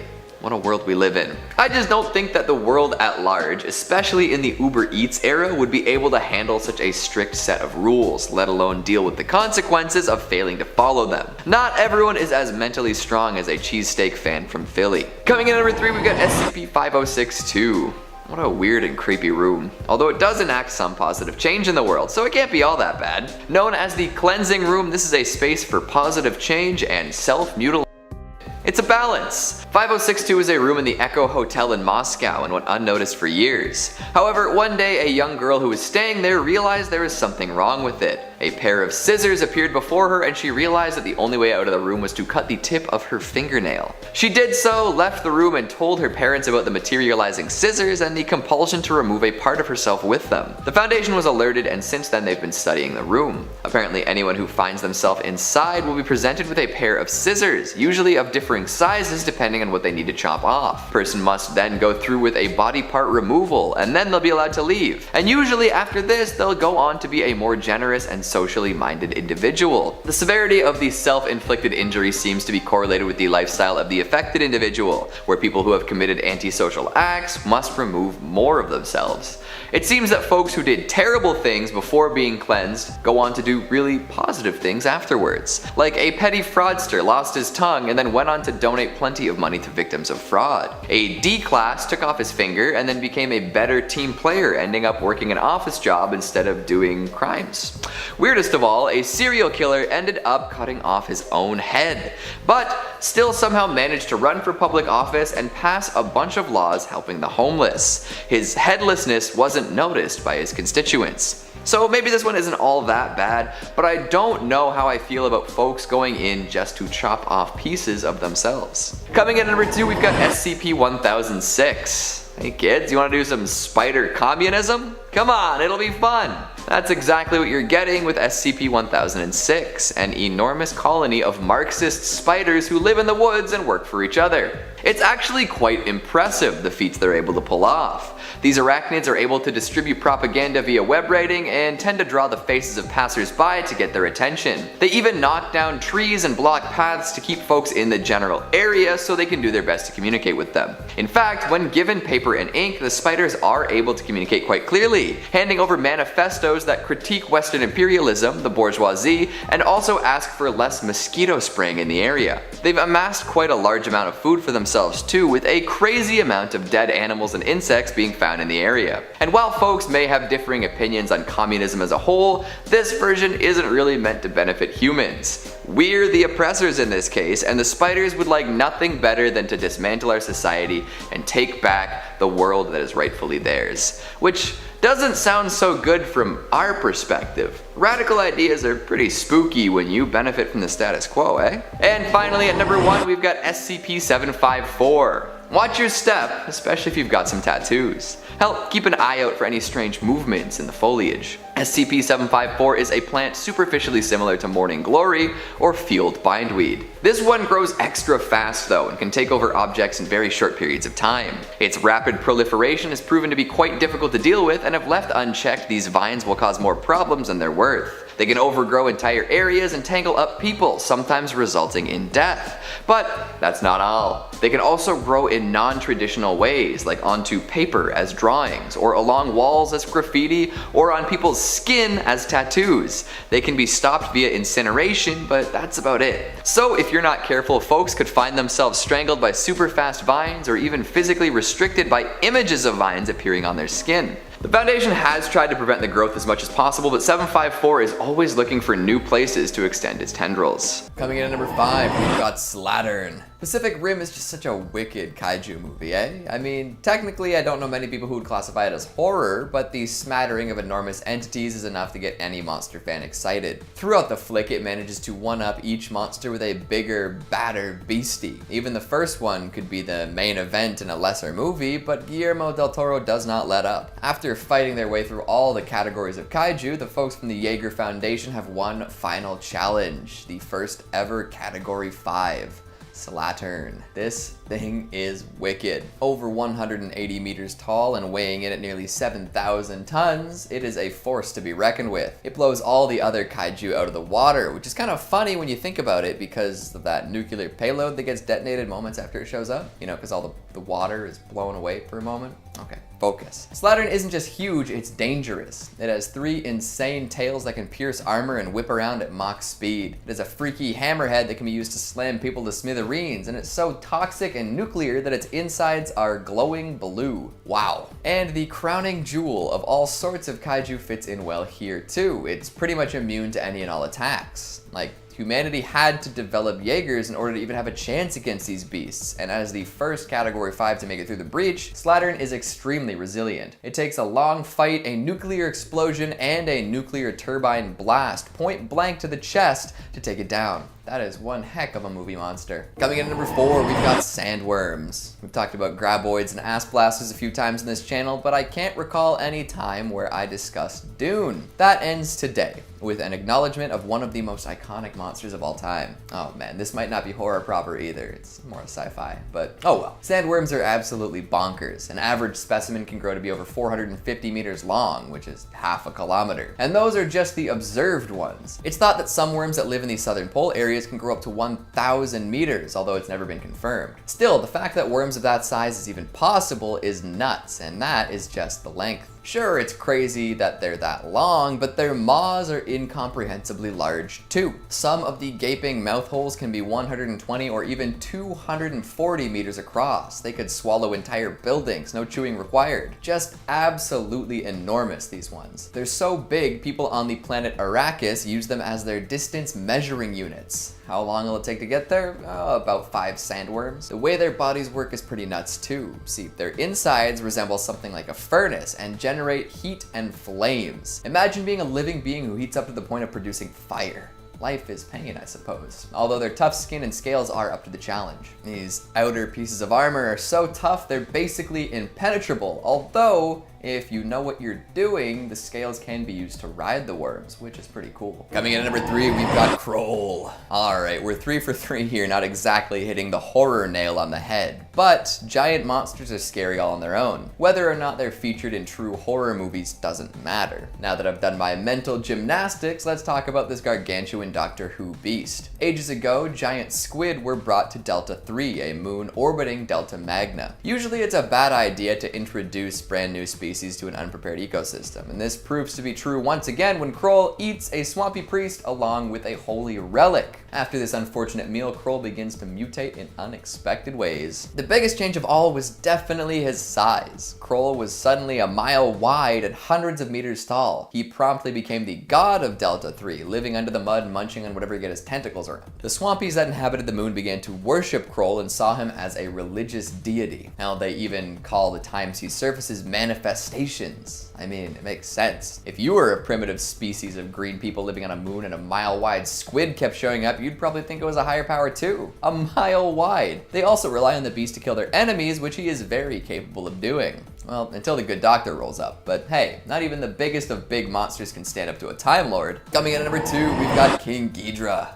Oh, baby. See, I could have populated this entire list with entries from the Godzilla verse, but then it would just become a Godzilla list. I guess Godzilla Earth could have made the cut too, which would be fun, but it's just not on the agenda today. So I went through all of the iconic beasts and monsters that have at some point fought or teamed up or existed at the same time as Godzilla and tried to find the biggest one. Godzilla itself was up for consideration, but if you've ever seen these two square off, you'll know who the larger lad is. Sporting 3 heads and a wingspan that can block out the sun, King Ghidorah is a massive monster. It makes plenty of appearances across all sorts of movies, but we'll focus on his appearance in Godzilla vs. King Ghidorah, which, you know, come on. Well, this Hydra-like being stands at 150 meters tall and has a wingspan of 175. If you want big, you've got it. And those wings better be big too, as he weighs over 70,000 tons. It's a miracle it can get off the ground at all. But once it's up there, it can reach Mach 3. Many Godzilla monsters end up teaming up with the titular icon from time to time, but never King Ghidorah. The two are diametrically opposed, arch rivals, never to see eye to eye on anything, and I can respect that long-standing beef. Between these two, it's on sight. He's a force of pure evil, meant to destroy anything and everything it can. There's no good lurking within, no greater purpose beyond destruction, and he's really good at destruction. Ghidorah can fire gravity beams and destroy city blocks in an instant. He can generate lightning with his wings. He can suck the life force out of anyone foolish to get close. So size isn't the only terrifying thing about this monster. He's got an RPG protagonist's toolbox worth of powers too. And coming in at number 1, we've got Clover. The main monster from Cloverfield. Clover is pretty big, right? Can rampage through New York, toss the Statue of Liberty, and generally cause a lot of trouble. But get this, the towering entity that peers down at the camera in the film's penultimate scene isn't even fully grown. It's just a baby. No wonder it was so cranky. But for real, Clover can get way, way bigger. In the Cloverfield paradox, we get an up-close look at the full-grown abomination. As an escape capsule heads back to Earth, a welcome party is organized, and by welcome party I mean giant monster, and by organized I mean he sticks his head through the clouds. They're cumulus clouds too, so the monster is poking his head through cloud cover at around 1,000 meters above ground level. And the pod is landing over water, meaning that the monster is likely partially submerged too.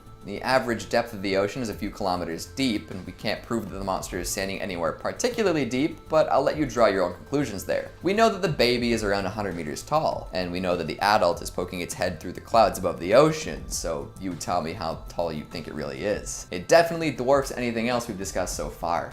Sheesh. Kicking off at number 5, Destroy All Monsters, 1968.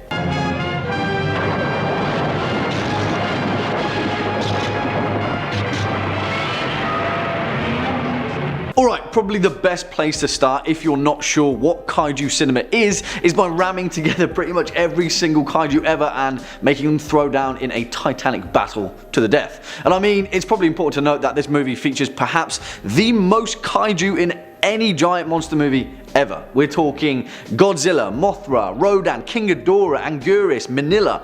It goes without saying, but they're pretty big players, and obviously anytime Godzilla, Mothra and Rodan get together, you know that some pretty big stuff is going to go down. Directed by Ishiro Honda, one of the biggest players in the Showa era of kaiju cinema and one of Toho Studios' best and brightest assets. Destroy All Monsters takes place in a time of pure utopia, where world peace has been achieved by the year 1999, and all of the giant monsters that have previously tried to destroy the planet have instead been captured and confined to an area known as Monsterland. However, just when all seems well, all of these monsters are broken out of their metaphorical giant prison and instead mind-controlled by an alien species known as the Kilax, who then send the kaiju to attack major cities across the planet. We're talking Godzilla tearing apart New York City, Rodan invading Moscow, and Mothra and her larval offspring laying waste to the cities of Beijing. Thankfully, Earth's defenses, spearheaded by the United Nations Science Committee in their first appearance, eventually wrestle back control of the poor mind-control kaiju. But that's when the Kilax send their biggest and baddest nasty of all time, King Ghidorah himself, and then stuff really gets blown to smithereens. The thing is, although not quite campy enough to be mid-70s kaiju brilliance, and not quite gritty enough to be mid-80s and 90s kaiju raw action,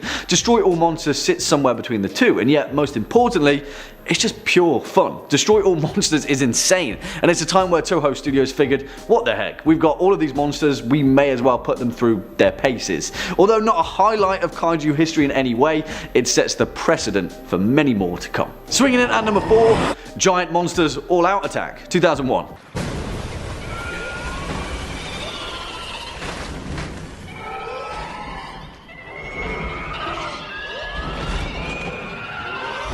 And if you're looking for a real mouthful, then why don't you try Godzilla, Mothra and King Ghidorah, Giant Monsters All Out Attack.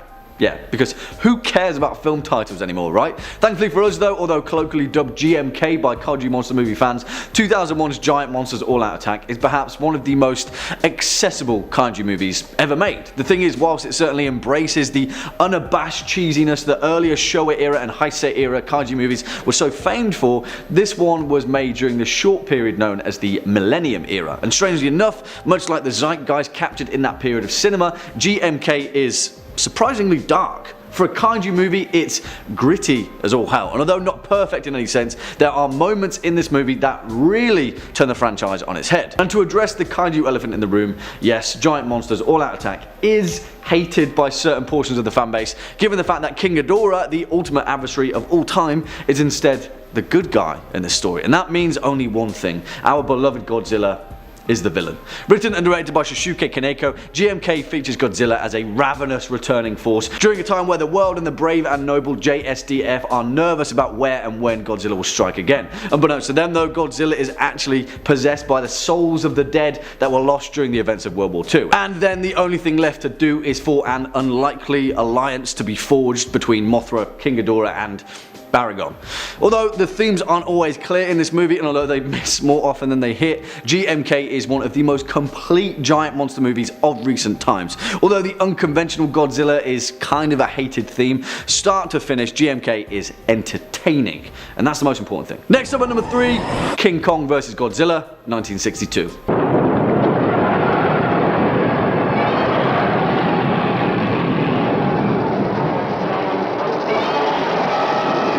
I'll be damned if this isn't one of the finest moments in kaiju cinema of all time. Really, to be a fan of this type of cinema, you have to adhere to a certain set of disbelief. When there's a guy in a lizard suit rolling around a fake background, yeah, sometimes it doesn't always work. And whilst that is certainly the case in 1962 King Kong vs. Godzilla, holy moly, if there aren't some absolutely astounding moments of cinema to be found here. It's crazy because what's so great about this genre is that Toho Studios just didn't care. Not in the sense that they didn't put their heart and soul into these movies, because that's exactly what they did. They just didn't do things by a certain playbook. Hollywood be damned as far as they were concerned, because they wanted to put one guy in a lizard suit and one guy in a gorilla outfit and then make the best damn movie that they could.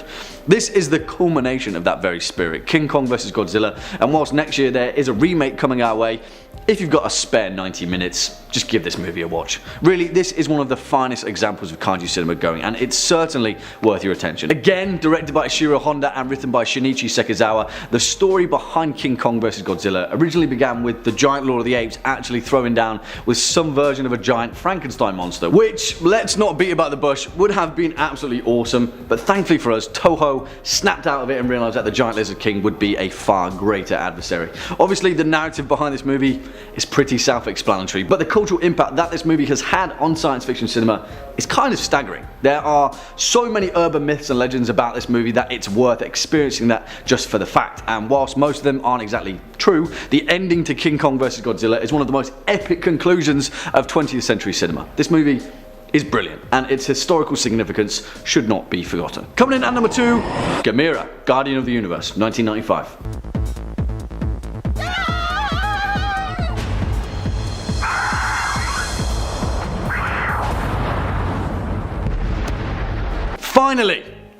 Finally, we have a place to put this movie. And yeah, whatever. This movie isn't scary in the slightest, but my word, if this movie isn't all kinds of marvelous, then I don't know what is. The thing is, we get it. We love Godzilla, we love King Kong, they're the greatest, but until this movie, Gamera was one of the most overlooked kaiju monsters of all time. Put it this way, Guardian of the Universe was both a reboot of the franchise and also the 9th movie featuring the turtle-shelled monster hero. Gamera is persistent, and the payoff, surprisingly, was one of the greatest kaiju movies of all time. Gamera is a kaiju like no other. He's a massive, fire-breathing, prehistoric turtle, and much like his Godzilla brethren, he was mutated via exposure to nuclear weapons. At the start of the kaiju franchise, Gamera was an all-consuming, aggressive force, but slowly, as the franchise evolved, Gamera took a backseat to his other more famous kaiju co-stars, and eventually was forced into a niche, to say the least. You see, eventually Gamera took on a less malevolent force, and instead, he became a defender of humanity, particularly human children, and a guardian of our planet against extraterrestrial alien forces. All of this finally culminated in his reinvention of a reinvention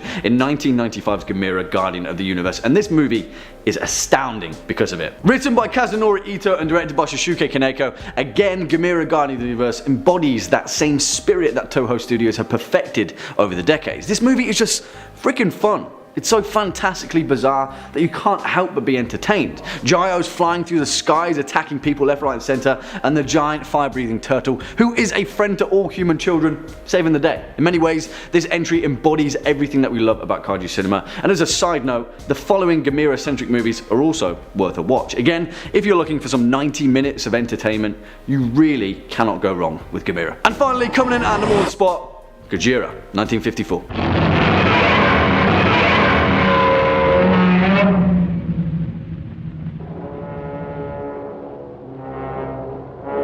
It just has to be, doesn't it? And whilst over here at Top 5 Scary Videos, we do indeed favour doing things a little differently when it comes to picking our particular movie entries, we don't need that here. You see, kaiju monster movies already speak for themselves in that regard, or well, roar for themselves, I guess. And 1954's Gojira, the most important giant monster movie that has ever emerged from Japan, exemplifies that fact entirely. This is the definitive Godzilla movie, and still to this day, over 60 years later, 1954's Gojira is unrivaled. It is astounding how well this movie is held up, and much like some of the suit work seen in King Kong vs. Godzilla, some of the scenes that were captured in this movie were hallmark moments in science fiction cinema. Following its release, Ishiro Honda, the man behind 1954's Gojira and one of Toho Studios' most legendary kaiju contributions, said, "If Godzilla had been a dinosaur or some other animal, he would have been killed with just one cannonball. But if he were equal to an atomic bomb, we wouldn't know what to do. So I took the characteristics of an atomic bomb and then applied them to Godzilla."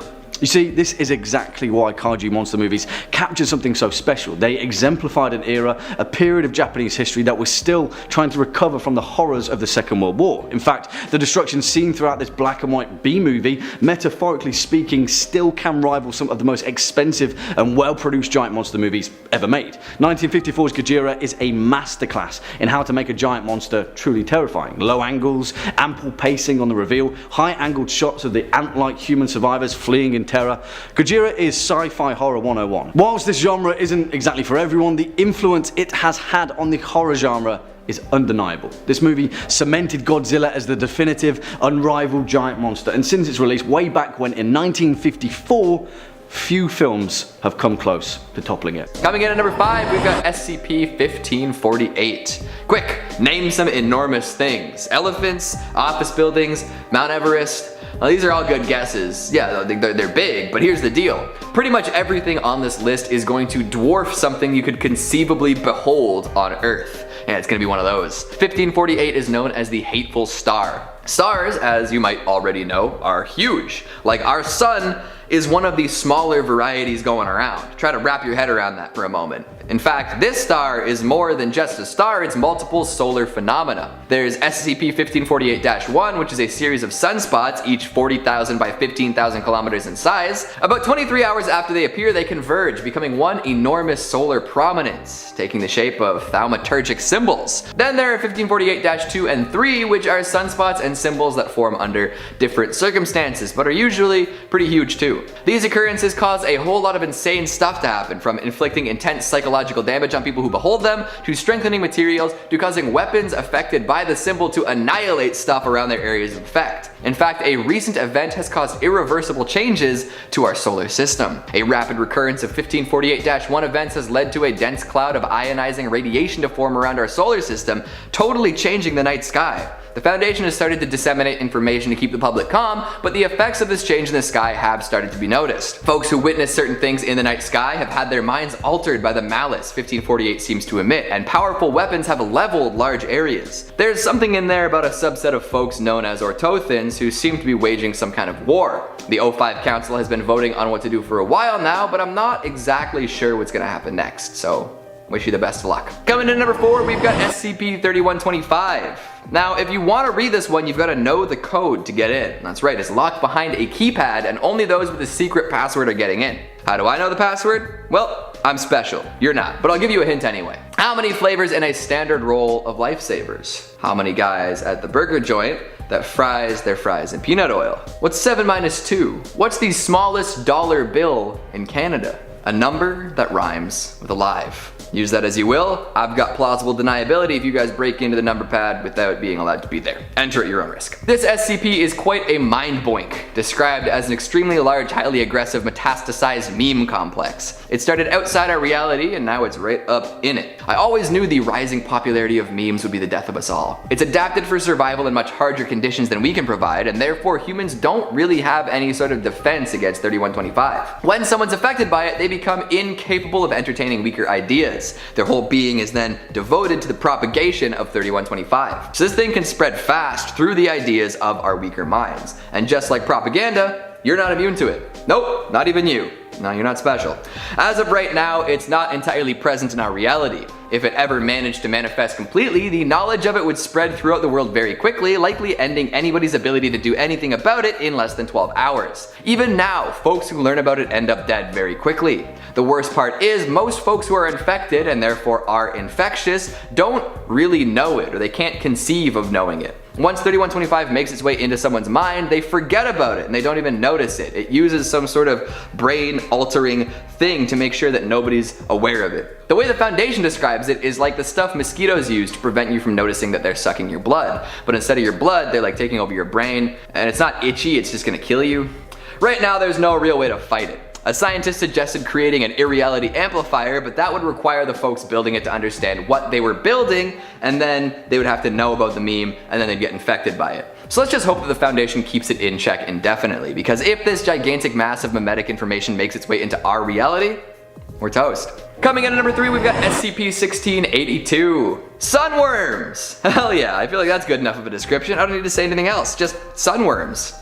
Okay, I guess I should explain the whole thing. See, these are large, segmented, worm-like entities that exist in the sun. The good folks over at the Foundation have estimated that the one that we've designated 1682 is over 28,000 kilometers long. It appears to dive and loop for long periods of time, often roaming the surface of the photosphere for 3 to 4 months before diving down and disappearing for 4 to 8 months. The people investigating it believed it to be a permanent fixture at that point, but one day it up and fired its way across the galaxy. It emerged from the photosphere at a speed of 1045.5 kilometers per second and was last sighted passing Pluto. Now, get this. Some folks are calling it a solar tapeworm. That's right, it lives in the bowels of the sun until it's sapped enough energy and then heads off on its merry way. It's an image I didn't need. Coming in at number 2, we've got SCP-2859. This one literally mirrors an entire quadrant of the solar system, so if that's not big, I don't know what to tell you.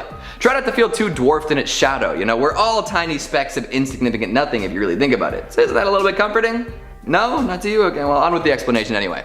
It will manifest in enclosed, unused space, eventually breaching the object encapsulating it. Expeditions inside have shown that celestial objects do indeed exist within it in the precise locations that they would be otherwise. It also tends to pull anything that makes contact with its threshold in.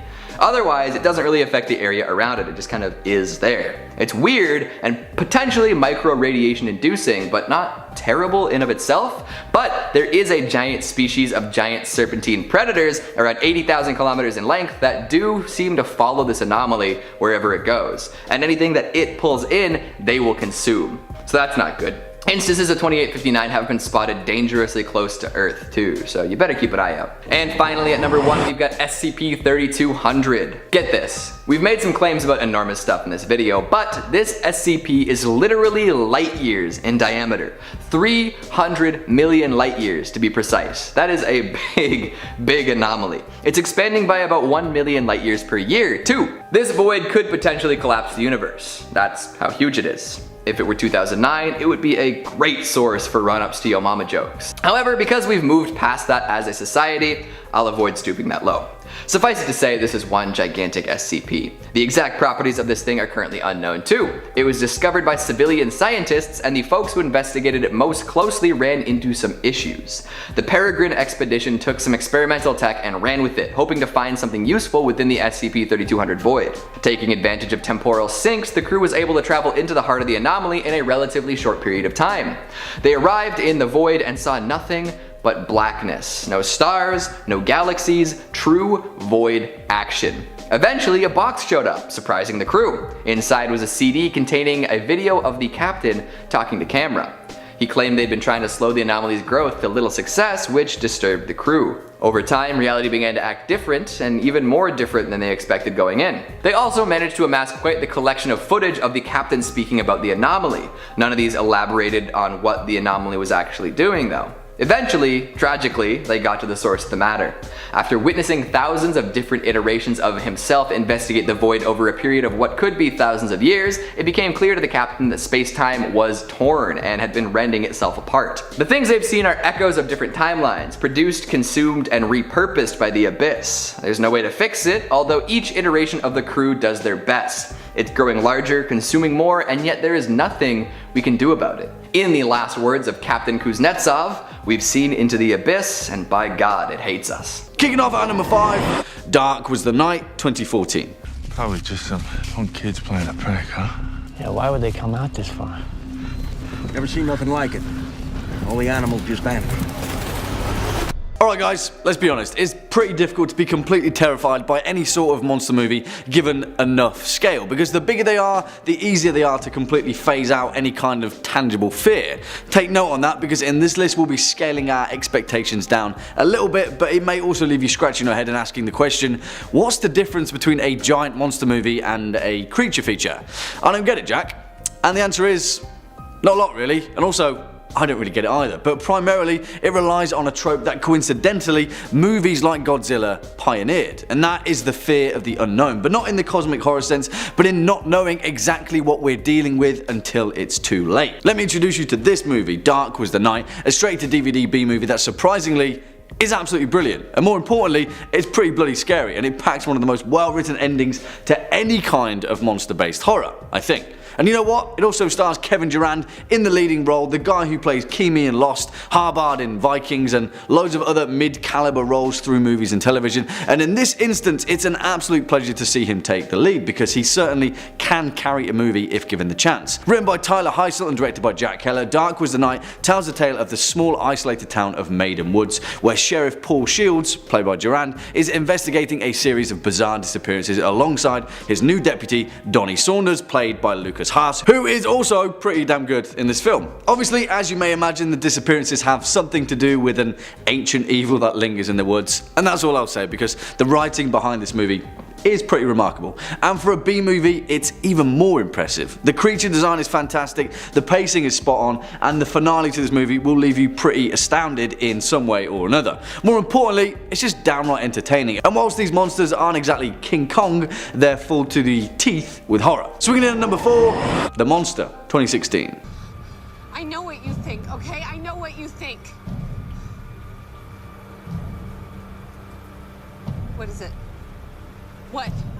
And again, another movie that came out in the past decade that seemingly flew beneath the radar and still is pretty damn brilliant. The thing is though, whilst this movie certainly does exactly what it says on the tin, as in, well, the name of this movie is pretty damn clear, it's also important to note that this movie certainly isn't for everyone. If I said to you that it's an A24 movie, then that may clear things up a little, but also if you're in the mood for a subversion of the genre that also deals with some pretty damn terrifying psychological implications regardless, then yeah, this is certainly the movie for you. Also, giant man-eating monsters abound, and all that jazz. Written and directed by Brian Bertino, the man responsible for 2008's The Strangers. If I had to draw a genre comparison for this movie, I'd say that 2016's The Monster is to monster movies as 2012's The Battery is to zombie movies. Yeah, it takes a little bit more to enjoy than the typical sit back and witness the destruction, but that does not mean it's not worthwhile. It tells the tale of Kathy, played by Zoe Kazan, who is pretty remarkable here, and her 10-year-old daughter Lizzie, played by Ella Ballantyne, who are driving to her father's house as it's his turn to share Lizzie's custody. The thing is, from the off, we're overloaded with some pretty stark information. Lizzie, a 10-year-old girl, is sick and tired of taking care of her abusive, alcoholic mother Kathy, and she makes it pretty damn clear that she intends to live with her father permanently. While as the trip stretches on and darkness descends, the pair hit a wolf in their car, killing it. However, on closer inspection, it seems that the wolf was already on its last legs, as it had been attacked by something far bigger and far more ferocious. And yeah, as you may imagine, the rest is spoilers, but really 2016's The Monster is such a refreshing departure from the norm that it's a must see in my books. But it also paints itself with the same vivid tropes of the monster genre, as we catch glimpses of a far more terrifying creature in the periphery. Next up at number 3, Cloverfield, 2008.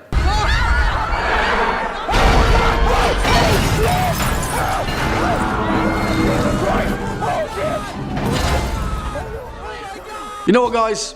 I've said it before and I will say it again. Cloverfield doesn't get the credit that it deserves, and as far as giant monster movies go that actually do justice to the science fiction horror genre as a whole, then Cloverfield is perhaps one of the closest and most recent depictions of just exactly that. Cloverfield is awesome, and also as a side note, if the whisperings are to be believed, we'll be getting a hopefully worthy sequel to this movie sooner rather than later, which is reason enough to be excited really. The thing is, we spoke in the intro about kaiju movies and how they are the quintessential example of giant monster movies, but as we also mentioned, they also aren't exactly scary. Cloverfield, in my opinion, is the remedy to that, and in turn it was inspired by the reverence that the author J.J. Abrams has as a filmmaker for Godzilla and all of his friends. His intention was to give life to the western version of the kaiju genre, and he did exactly that, whilst also staying true to the promise of horror. For those of you that haven't yet seen it or brushed it off as another Hollywood cash grab, please give it a chance, it's awesome. Written by Drew Goddard, the man behind the brilliant Netflix Daredevil series, and directed by Matt Reeves, the man behind the Planet of the Apes series, Cloverfield of course was put together by J.J. Abrams' Bad Robot Studios with the intention of breathing life to giant monster movies for a western audience. Shot from a found footage perspective, it tells the tale of a man named Rob Hawkins and his then girlfriend Beth, who whilst during a party in downtown New York City find themselves in the midst of a giant monster attack in which the city itself is torn asunder by a terrifying unknown alien lifeform. You see, the original Godzilla movies have analytically been related to the devastating World War II atomic bombings of Hiroshima and Nagasaki, a metaphorical cultural expression of the tragedy that unfolded. Subsequently, in many ways, Cloverfield has been tied to New York City's own tragic destructive event with the 9/11 attacks. For that reason, and that reason alone, I think Cloverfield deserves its place as a cultural titan of sci-fi and horror. It truly does. Coming in at number 2, The Host, 2006.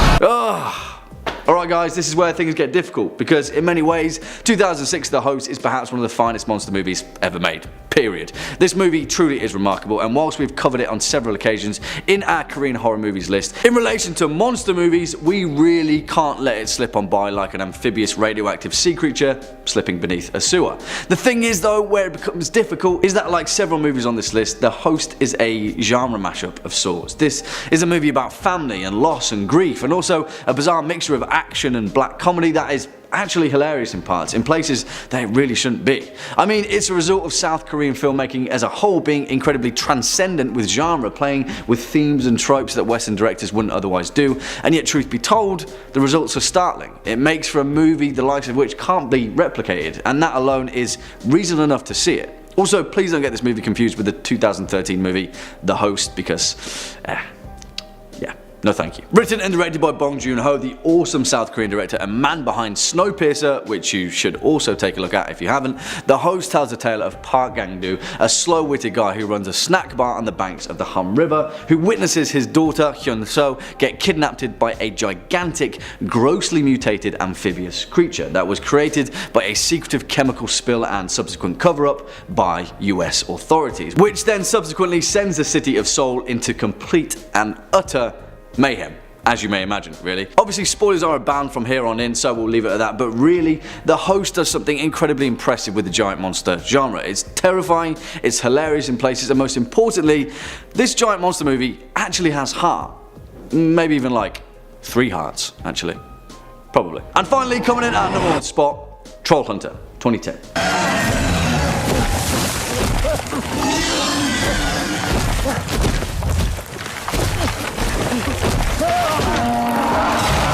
Alright guys, you wanted giant monster movies, you got it. Now, I've certainly ummed and ahed about it, and after lengthy deliberation, I'm fairly certain that this movie delivers everything we've ever wanted when it comes to being awestruck by a species of creature that domineers our very human-sized landscape. Troll Hunter is exactly that. It's smart, it's well executed, and most importantly, this film is gigantic in scale. The thing is, I think quite a lot of people brush this movie off as too ridiculous to ever have been worthwhile, and whilst you may be thinking that the notion of trolls are an overbaked concept in folklore, never mind in horror cinema, the best part of this film is that most importantly, it believes in itself. At not a single point in this movie did I ever stop and think that visual authenticity was important to this film, because it's not. Hey, in some instances the visuals behind this movie aren't exactly great, but you know what supersedes that?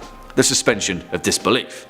I believe in this movie because from start to finish, much like with Cloverfield, what we are witnessing is the documentation of events from a human perspective. You see, it may seem obvious, but the giants in the movie are far more giant if you see them through the eyes of the terrified creature trying to survive on the ground. Hint, that's us humans. I don't know guys, I could ramble on about this movie for days, but as far as giant monster movies go, Troll Hunter is one of the finest examples ever made. Written and directed by Andre Øvredal, the man responsible for the autopsy of Jane Doe, which is also awesome, Troll Hunter tells the tale of a group of students from Volda University College who set out to make a documentary about a suspected bear poacher out in the Norwegian wilderness. Well, they soon find the bear poacher, but as they also soon find out, it's certainly not bears that he's after, but a far bigger and far more terrifying kind of creature. Honestly guys, Troll Hunter is awesome. It really, really, really is. If you haven't yet seen it, please give it a watch. You won't be disappointed. Kicking off at number 5, Them, 1954.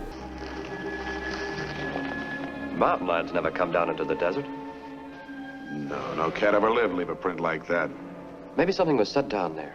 Alright guys, a lot of you folks called for some classic black and white style monster movies, and yet I held off including the more iconic of them, given the fact that, yeah, no matter how much you'd like to argue against it, they're still pretty damn dated. However, one of those movies may well be impervious to the sands of time, and of course it would feature an equally impervious creature as its titular monstrosity. Them, a movie about giant radioactive ants, released way back when in 1954. And yet, despite its initial premise promising some unabashed cheese of the 50s variety, surprisingly this movie holds up phenomenally well. Particularly in its opening scene, which from a horror perspective was actually way ahead of its time. The sad truth is though, from our high and mighty tower of 2019, when we look back at black and white cinema, they have to work extra hard for them to stand the test of time. Granted, movies like Psycho, 1933's King Kong and the original Godzilla are iconic in their own right, but still, the truth remains the same. To be good, you gotta be the best. Directed by Gordon Douglas with a story from George Worthing Yates, Them tells the tale of 2 New Mexico police officers, Sergeant Ben Peterson, played by James Whitmore, who in his later life would go on to play Brooks from The Shawshank Redemption, alongside Trooper Ed Blackburn, as they discover a young girl distraught, wandering the desert in a strange, almost catatonic state. They take her to a nearby trailer set up by her family who were vacationing there, only to find that he's been mysteriously and savagely attacked by a strange, almost impossibly large creature. Well, what ensues is a classic cat and mouse pursuit of 2 intrigued police officers following in the wake of this destruction, and whilst anything else would be spoilers, when this movie gets going, it actually really gets going because, well, giant radioactive ants. That's why. That's all I'm saying. Despite that though, for a movie that during its time would have relied on being a quick cash grab, instead, Them actually takes its time in portraying an incredibly compelling narrative. For storyline and performance alone, this movie is worth a watch, and yes, whilst the effects may be dated, the bones of this movie are giant monster cinema 101. Swinging in at number 4, Prophecy, 1979.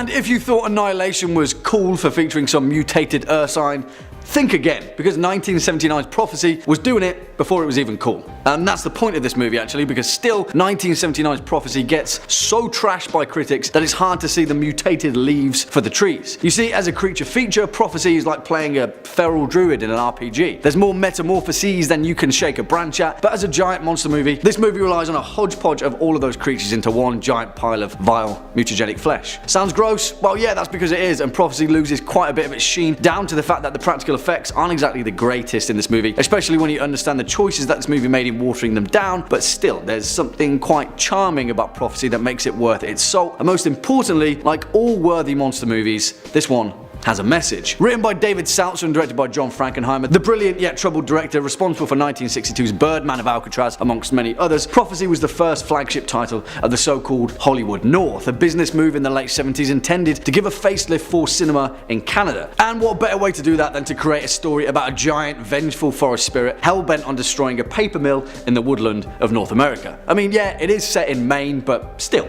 you get the picture. It tells the tale of Dr. Robert Verne, an environmental scientist who was commissioned to undertake a report about 3 lumberjacks that had mysteriously disappeared. Obviously, his pregnant wife accompanies him, because of course that's a sensible thing to do, and suddenly Dr. Verne witnesses something incredibly wrong with this forest. Giant salmon, vicious raccoons, tadpoles the size of bullfrogs, because why not? This movie essentially takes the ending scene of Jumanji and injects it with some highly mutagenic substances and then just lets everything go to hell. Don't piss off Mother Nature, guys. That's all I'm saying. No, but seriously, save the planet. Next up at number 3, Monsters 2010.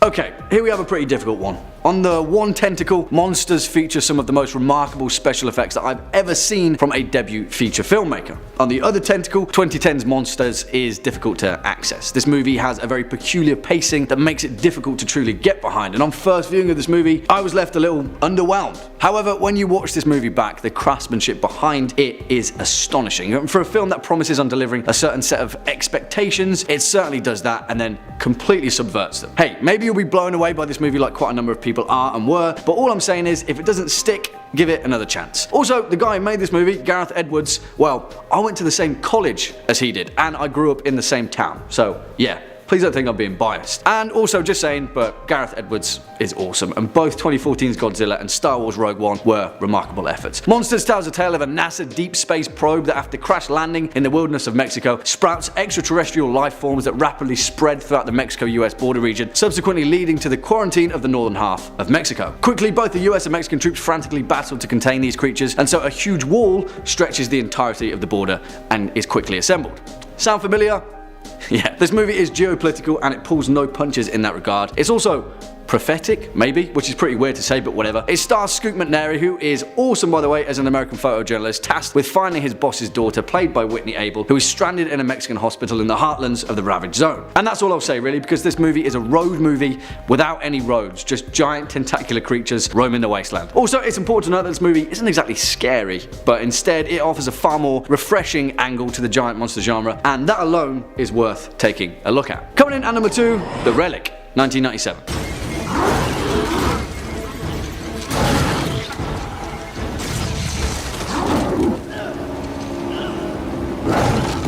Pretty unfortunate timing that, isn't it? This movie, like many others, makes SWAT teams look incredibly inefficient. Sorry SWAT, but it's a pretty glaring trope that I just had to point out. If you see a SWAT team, you know things are gonna get, well, pretty bad. Now, if you guys didn't know, I absolutely love this weird little 90s oddball of a movie, and so it only feels appropriate that somewhere down the line we just have to give it a place on our giant monster movies list. Cthulhu certainly stands the test of time in that regard, and although flawed in many ways, the amount of unabashed 90s brilliance that is poured into this movie is truly a feat to be witnessed. This movie is just fun, and if we're in the mood for being comparative, 1997's The Relic is the Deep Impact of the movie monster world, and whilst we all know that Deep Impact is far superior to Armageddon, in that regard The Relic is kind of unrivaled. too. And not only is it unrivaled, it's just fun. This movie is so damn entertaining that you should give it a watch just for that sake. Directed by Peter Hyman and based upon the 1995 novel of the same name by Douglas Preston and Lincoln Child, The Relic tells the tale of Dr. Margot Green, played by the awesome Penelope Ann Miller, an evolutionary biologist who is stationed at the Field Museum of Natural History in downtown Chicago. Here, during her application for a brand new research grant, she stumbles upon the unearthed research of a missing anthropologist, Dr. John Whitney, who has seemingly disappeared after studying the cultural practices of a tribe in the jungles of South America. Now, part of this research is a strange stone statue that depicts a creature known only as the Ghidorah, a mythical monster that rules the forgotten jungles of South America. And then, of course, suddenly and out of nowhere, people just start losing their heads and their brains willy-nilly in all manners of crazy, mysterious, museum-based monstrosities. If you enjoy ominous camera work around dark corridors, and if you enjoy the premise of loosely based anthropology in one of the most underrated and entertaining movies of the 90s with some remarkable performances to boot, giant monster included, then this movie is certainly for you. And finally, coming in at number 1 spot, The Ritual, 2017.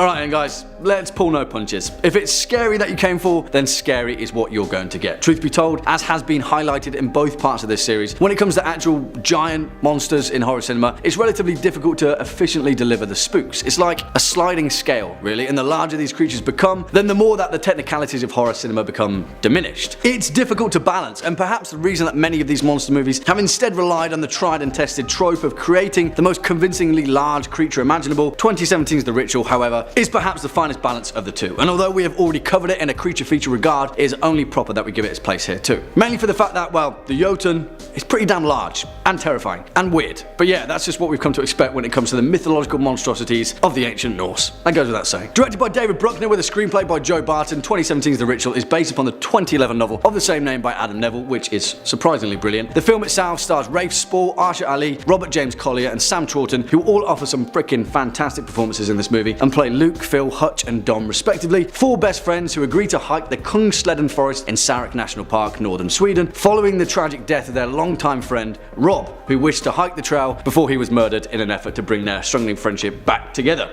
Spoilers, kind of. And really, that's kind of all there is to The Ritual, without giving any other spoilers away, because it's 4 best friends trapped in a terrifying forest as a giant monster and its fanatical death cult roam the woodland ready to ruin everyone's day. And yet, although the brilliance of this movie relies on some well-constructed interlocking narratives, ultimately resulting in a more than cathartic ending, the best part of 2017's The Ritual is the creature design alone. Seriously, the less we say about the Jotun, the better, but this film features one of the most unique monster designs of recent times, and whilst not as big as Godzilla or King Kong, as so far as originality in horror cinema goes, this giant, terrifying demigod is certainly worth the zealotry. Coming in at number 5, Cyclops. I mean, we can't have a giant creature list without including one of the most infamous giants in history, Cyclops.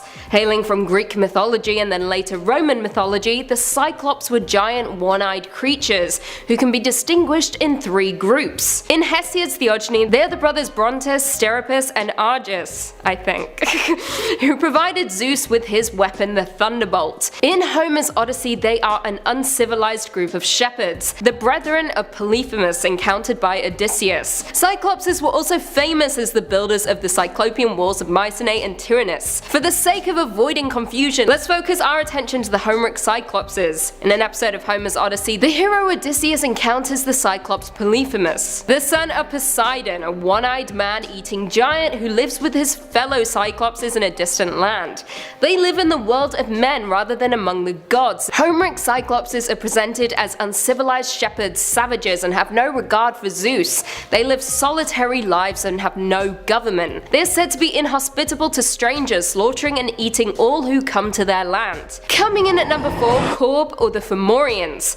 The Fomorians are a supernatural race in Irish mythology, often portrayed as hostile and monstrous beings who come from under the sea or the earth. However, later they were portrayed as giants and sea raiders and enemies of Ireland's first settlers. creatures. They appear to have once been gods who represent the harmful or destructive powers of nature, personifications of chaos, darkness, death, blight, and drought. In Old and Middle Irish, the race is typically called the Fomor or Fomori, with an individual member being called a Fomor. They are often regarded as malevolent spirits dwelling underwater and in the nether regions of the earth, before later being portrayed as the aforementioned Sea Raiders. This was heavily influenced by the Viking raids on Ireland that were taking place during this time. Oftentimes they were depicted as having the body of a man and the head of a goat, and according to an 11th century book they are said to have one eye, one arm, and one leg. Coming in at 3, Titans. Hailing from Greek mythology, the Titans were the pre-Olympian gods. According to the Theogony of Hesiod, they were the 12 children of the primordial parents Uranus and his mother Gaia, with 6 male Titans, Oceanus, Cous, Creus, Hyperion, Lapetus, and Cronus, and 6 female Titans called the Titanites. Cronus mated with his sister Rhea, and together they became the first generation of Olympians. Zeus and his 5 siblings Hestia, Demeter, Hera, Hades, and Poseidon. Descendants of the Titans are also called Titans. The Titans were also former gods, the generation of gods preceding the Olympians. They were ultimately overthrown as part of the Greek succession myth, which told how Cronus seized power from his father Uranus and ruled the cosmos with the Titans as his subordinates. Now Cronus and the Titans were in turn defeated and replaced as the ruling pantheon of gods by Zeus and the Olympians in a tenure referred to as the Titanomachy. As a result of the war, Cronus and the vanquished Titans were banished from the upper world, being held imprisoned under guard in Tartarus, although according to history some of these Titans were allowed to remain free. Coming in at 2, Fatchin. Hailing from Scottish folklore, the Fatchan or Fatchin is a monster or giant described by John Francis Campbell in popular tales of the West Highlands, as having a single eye in the middle of its face, a single hand protruding from its chest instead of arms, and a single leg emerging from its central axis. Not only that, but it has a single tuft of hair on the top of its head, which Campbell says, I quote, "It were easier to take a mountain from the root than to bend that tuft."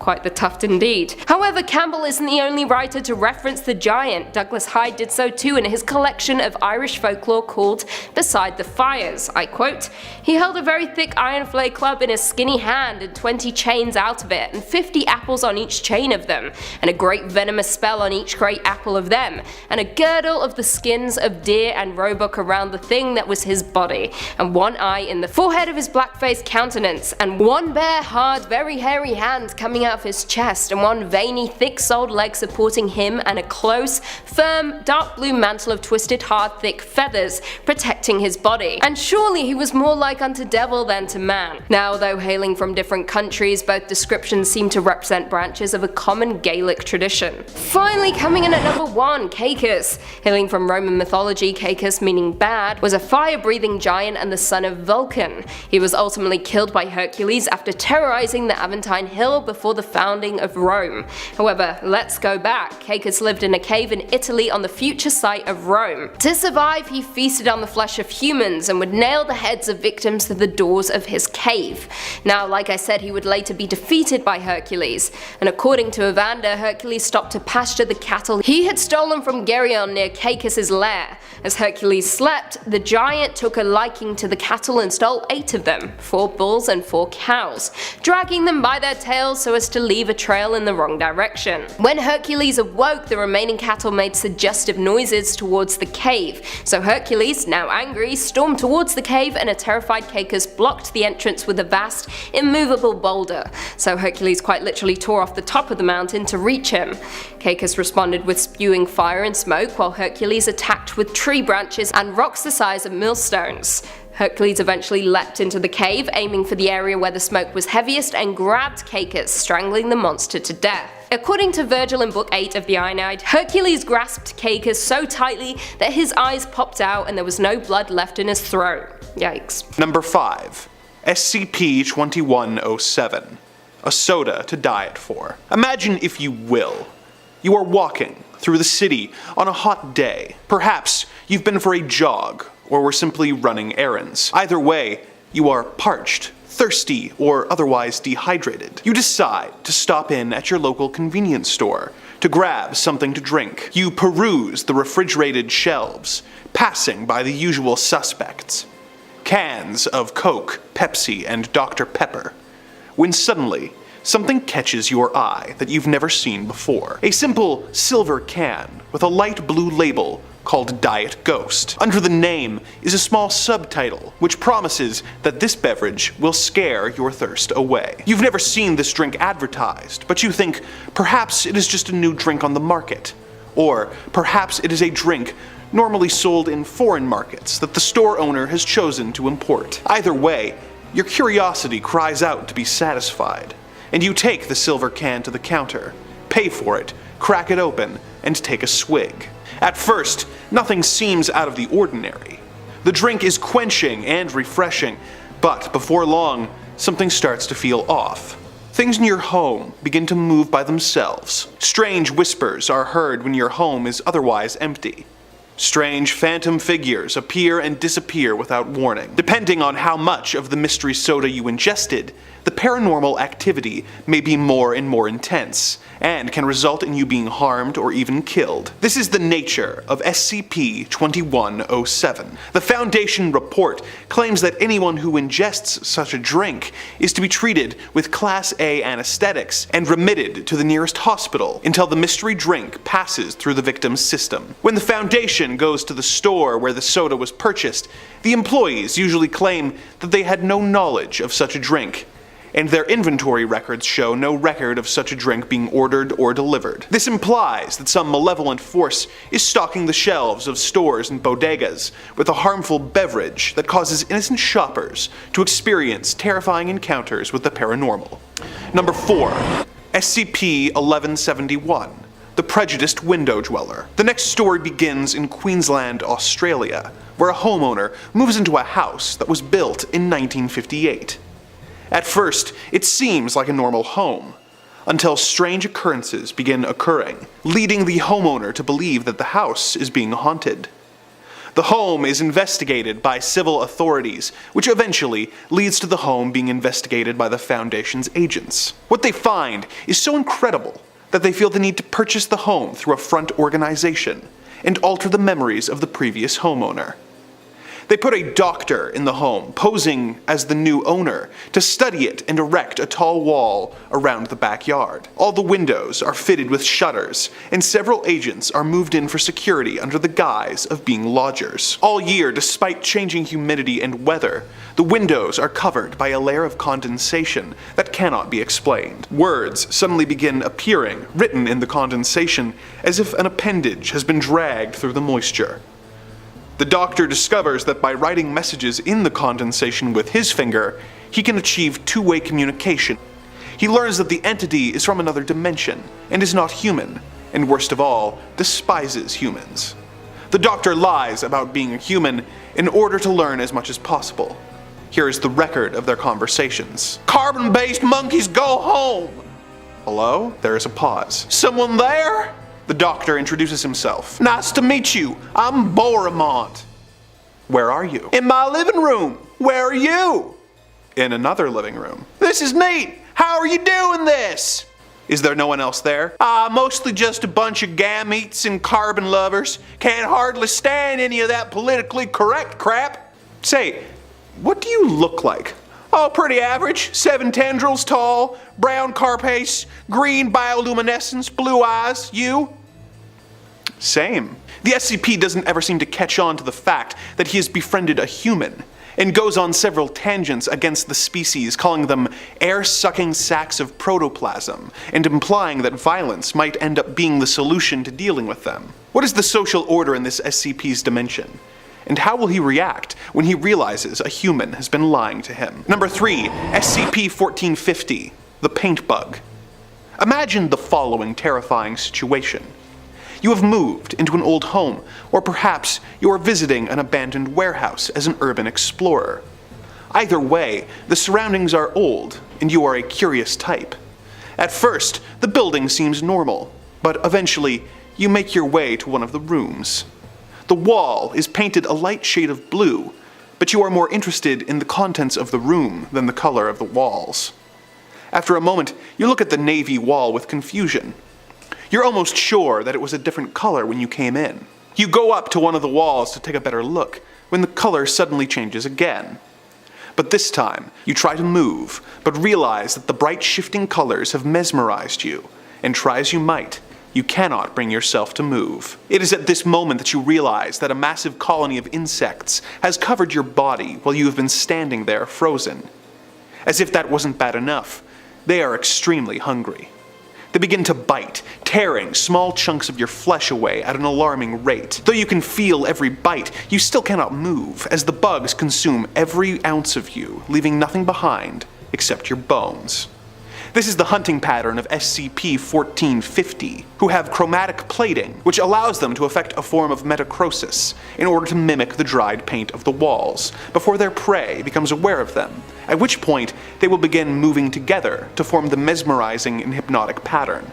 The Foundation works to contain these creatures and ran the following test to learn more about them. A D-class test subject was sent into the SCP's holding cell, with instructions to wait for 20 minutes. Minutes 1 to 5. D-class subject does nothing. SCP-1450 displays no reaction. Minutes 5 to 7. D-class subject paces about the room. SCP-1450 slowly begins to shift in hue. Minute 7. D-class subject goes to examine nearest portion of SCP-1450. From here, all notations made are based off of studied recordings, as the observation group recalls nothing after minute 7. Analysis shows observation group was affected in the same manner as D-class test subject. Minutes 8 to 13. D-class subject examines SCP-1450.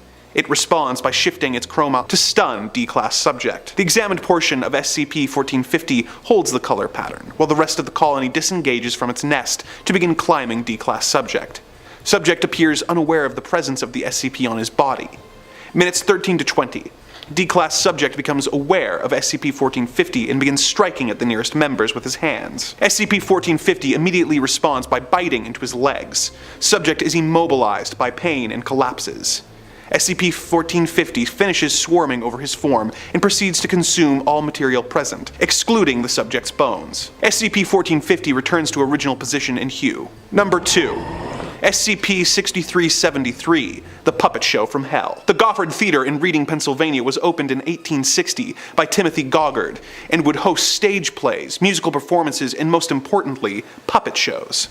The puppets were designed by Goffard himself, with the most notable and consistently featured puppets being an elderly male in black with a beret named Pierre, a big disembodied head with big ears who can only speak in groans named Glouton, a smaller disembodied woman's head named Âme, who is frequently the target of Pierre's violent outbursts, and a long-necked clown named Jacques. Goffard came upon hard times after his divorce and lost the theater before dying soon after. In the years since, the puppets would come to life in the theater at 6 p.m. every night, and would begin to move on their own and perform bizarre and disturbing shows for anyone in attendance. The Foundation began to study the performances, which got darker and more violent and disturbing as time went on. Here is the report from one such performance. Pierre performs a piano duet with Jacques, who is unable to be quiet or still. Though Jacques apologizes, Pierre repeatedly slams the puppet's head into the piano, denting it.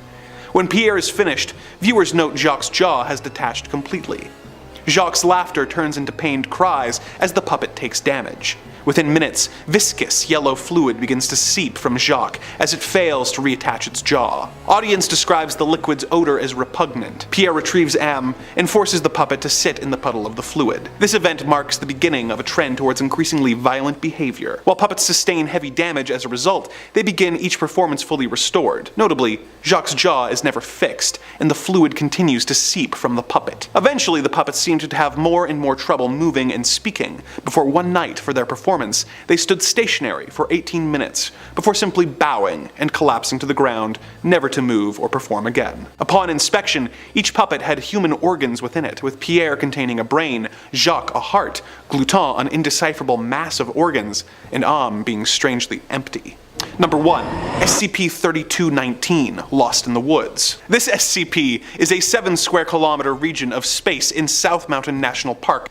It exhibits a strange aura that makes animals avoid it, and people who enter it often report dizzy spells, hearing strange and unexplained sounds, as well as losing time, or sometimes disappearing completely, without ever being seen again. The Foundation has set up a 90-kilometer exclusion zone in order to attempt to stem these disappearances, but more and more people keep going missing after inadvertently wandering into this area of the woods. An example of the strange occurrences can be found in the Foundation's incident report, number 3210-0219. It reads as follows. 4 members of the Bonafide family were reported missing after failing to return home from a camping trip planned within South Mountains State Park. Park rangers cooperated with local police to organize a search party. On the first day, hunting dogs led the search party to the edge of SCP-4219. The dogs refused to enter. Furthermore, the search party described several incidents of dizziness, lost time, and erratic behavior among nearby wildlife. On the third day, 2 members of the search party disappeared. Shortly after this incident, the Sutherland Sheriff's Office ordered all workers to continue the search for the Bonafide family in a region adjacent to SCP-3219.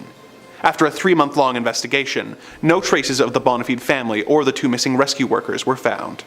Number 5 on this list is the whalefish.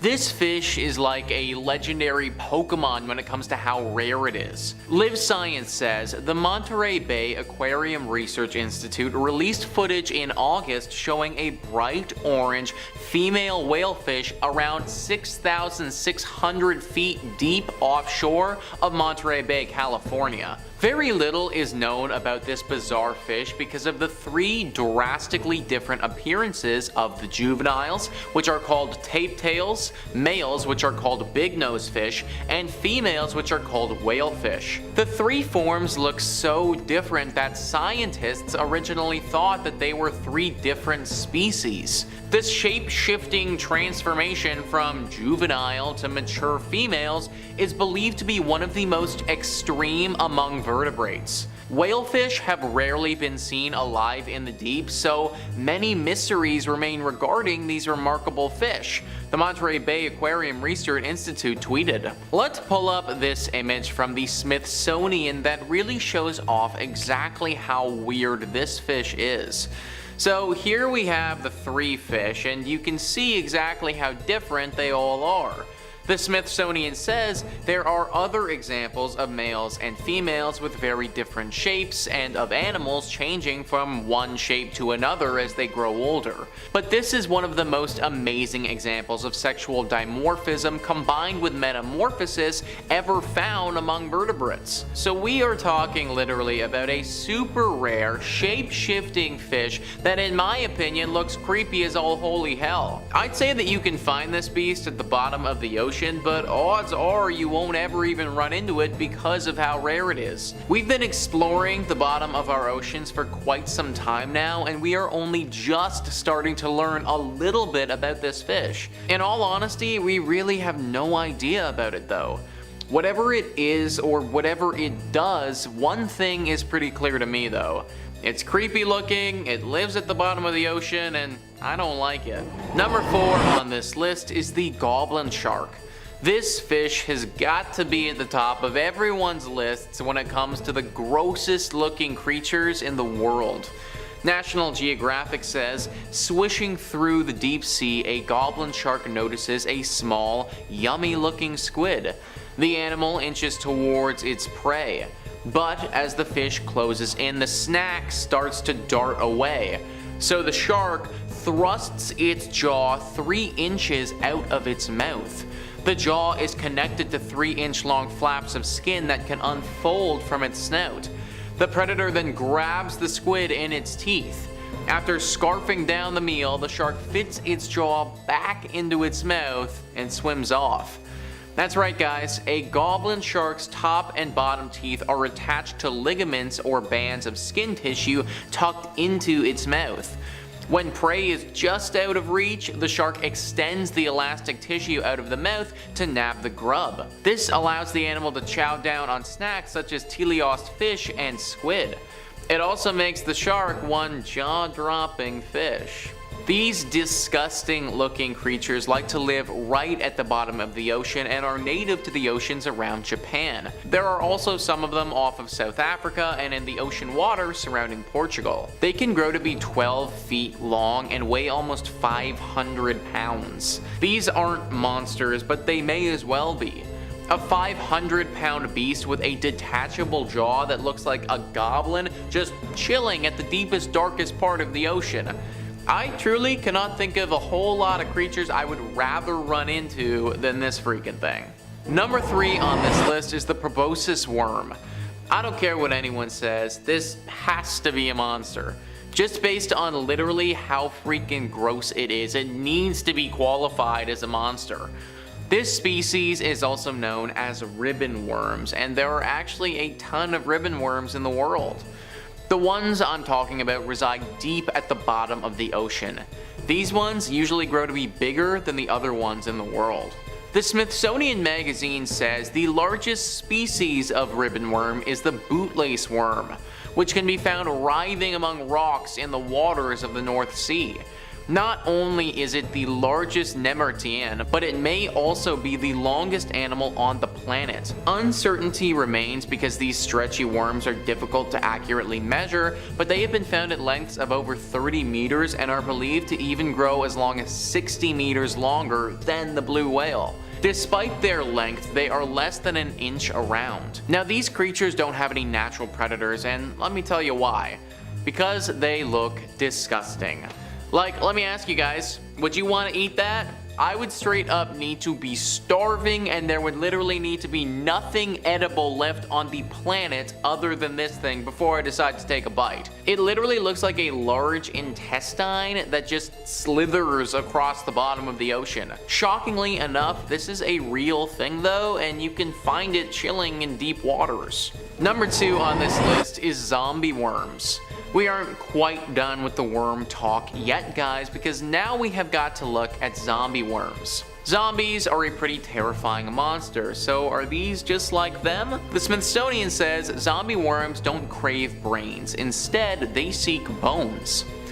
The 1 to 3 inch Osedax worms were first discovered in the bones of a rotting gray whale on the deep sea floor nearly 10,000 feet deep in 2002.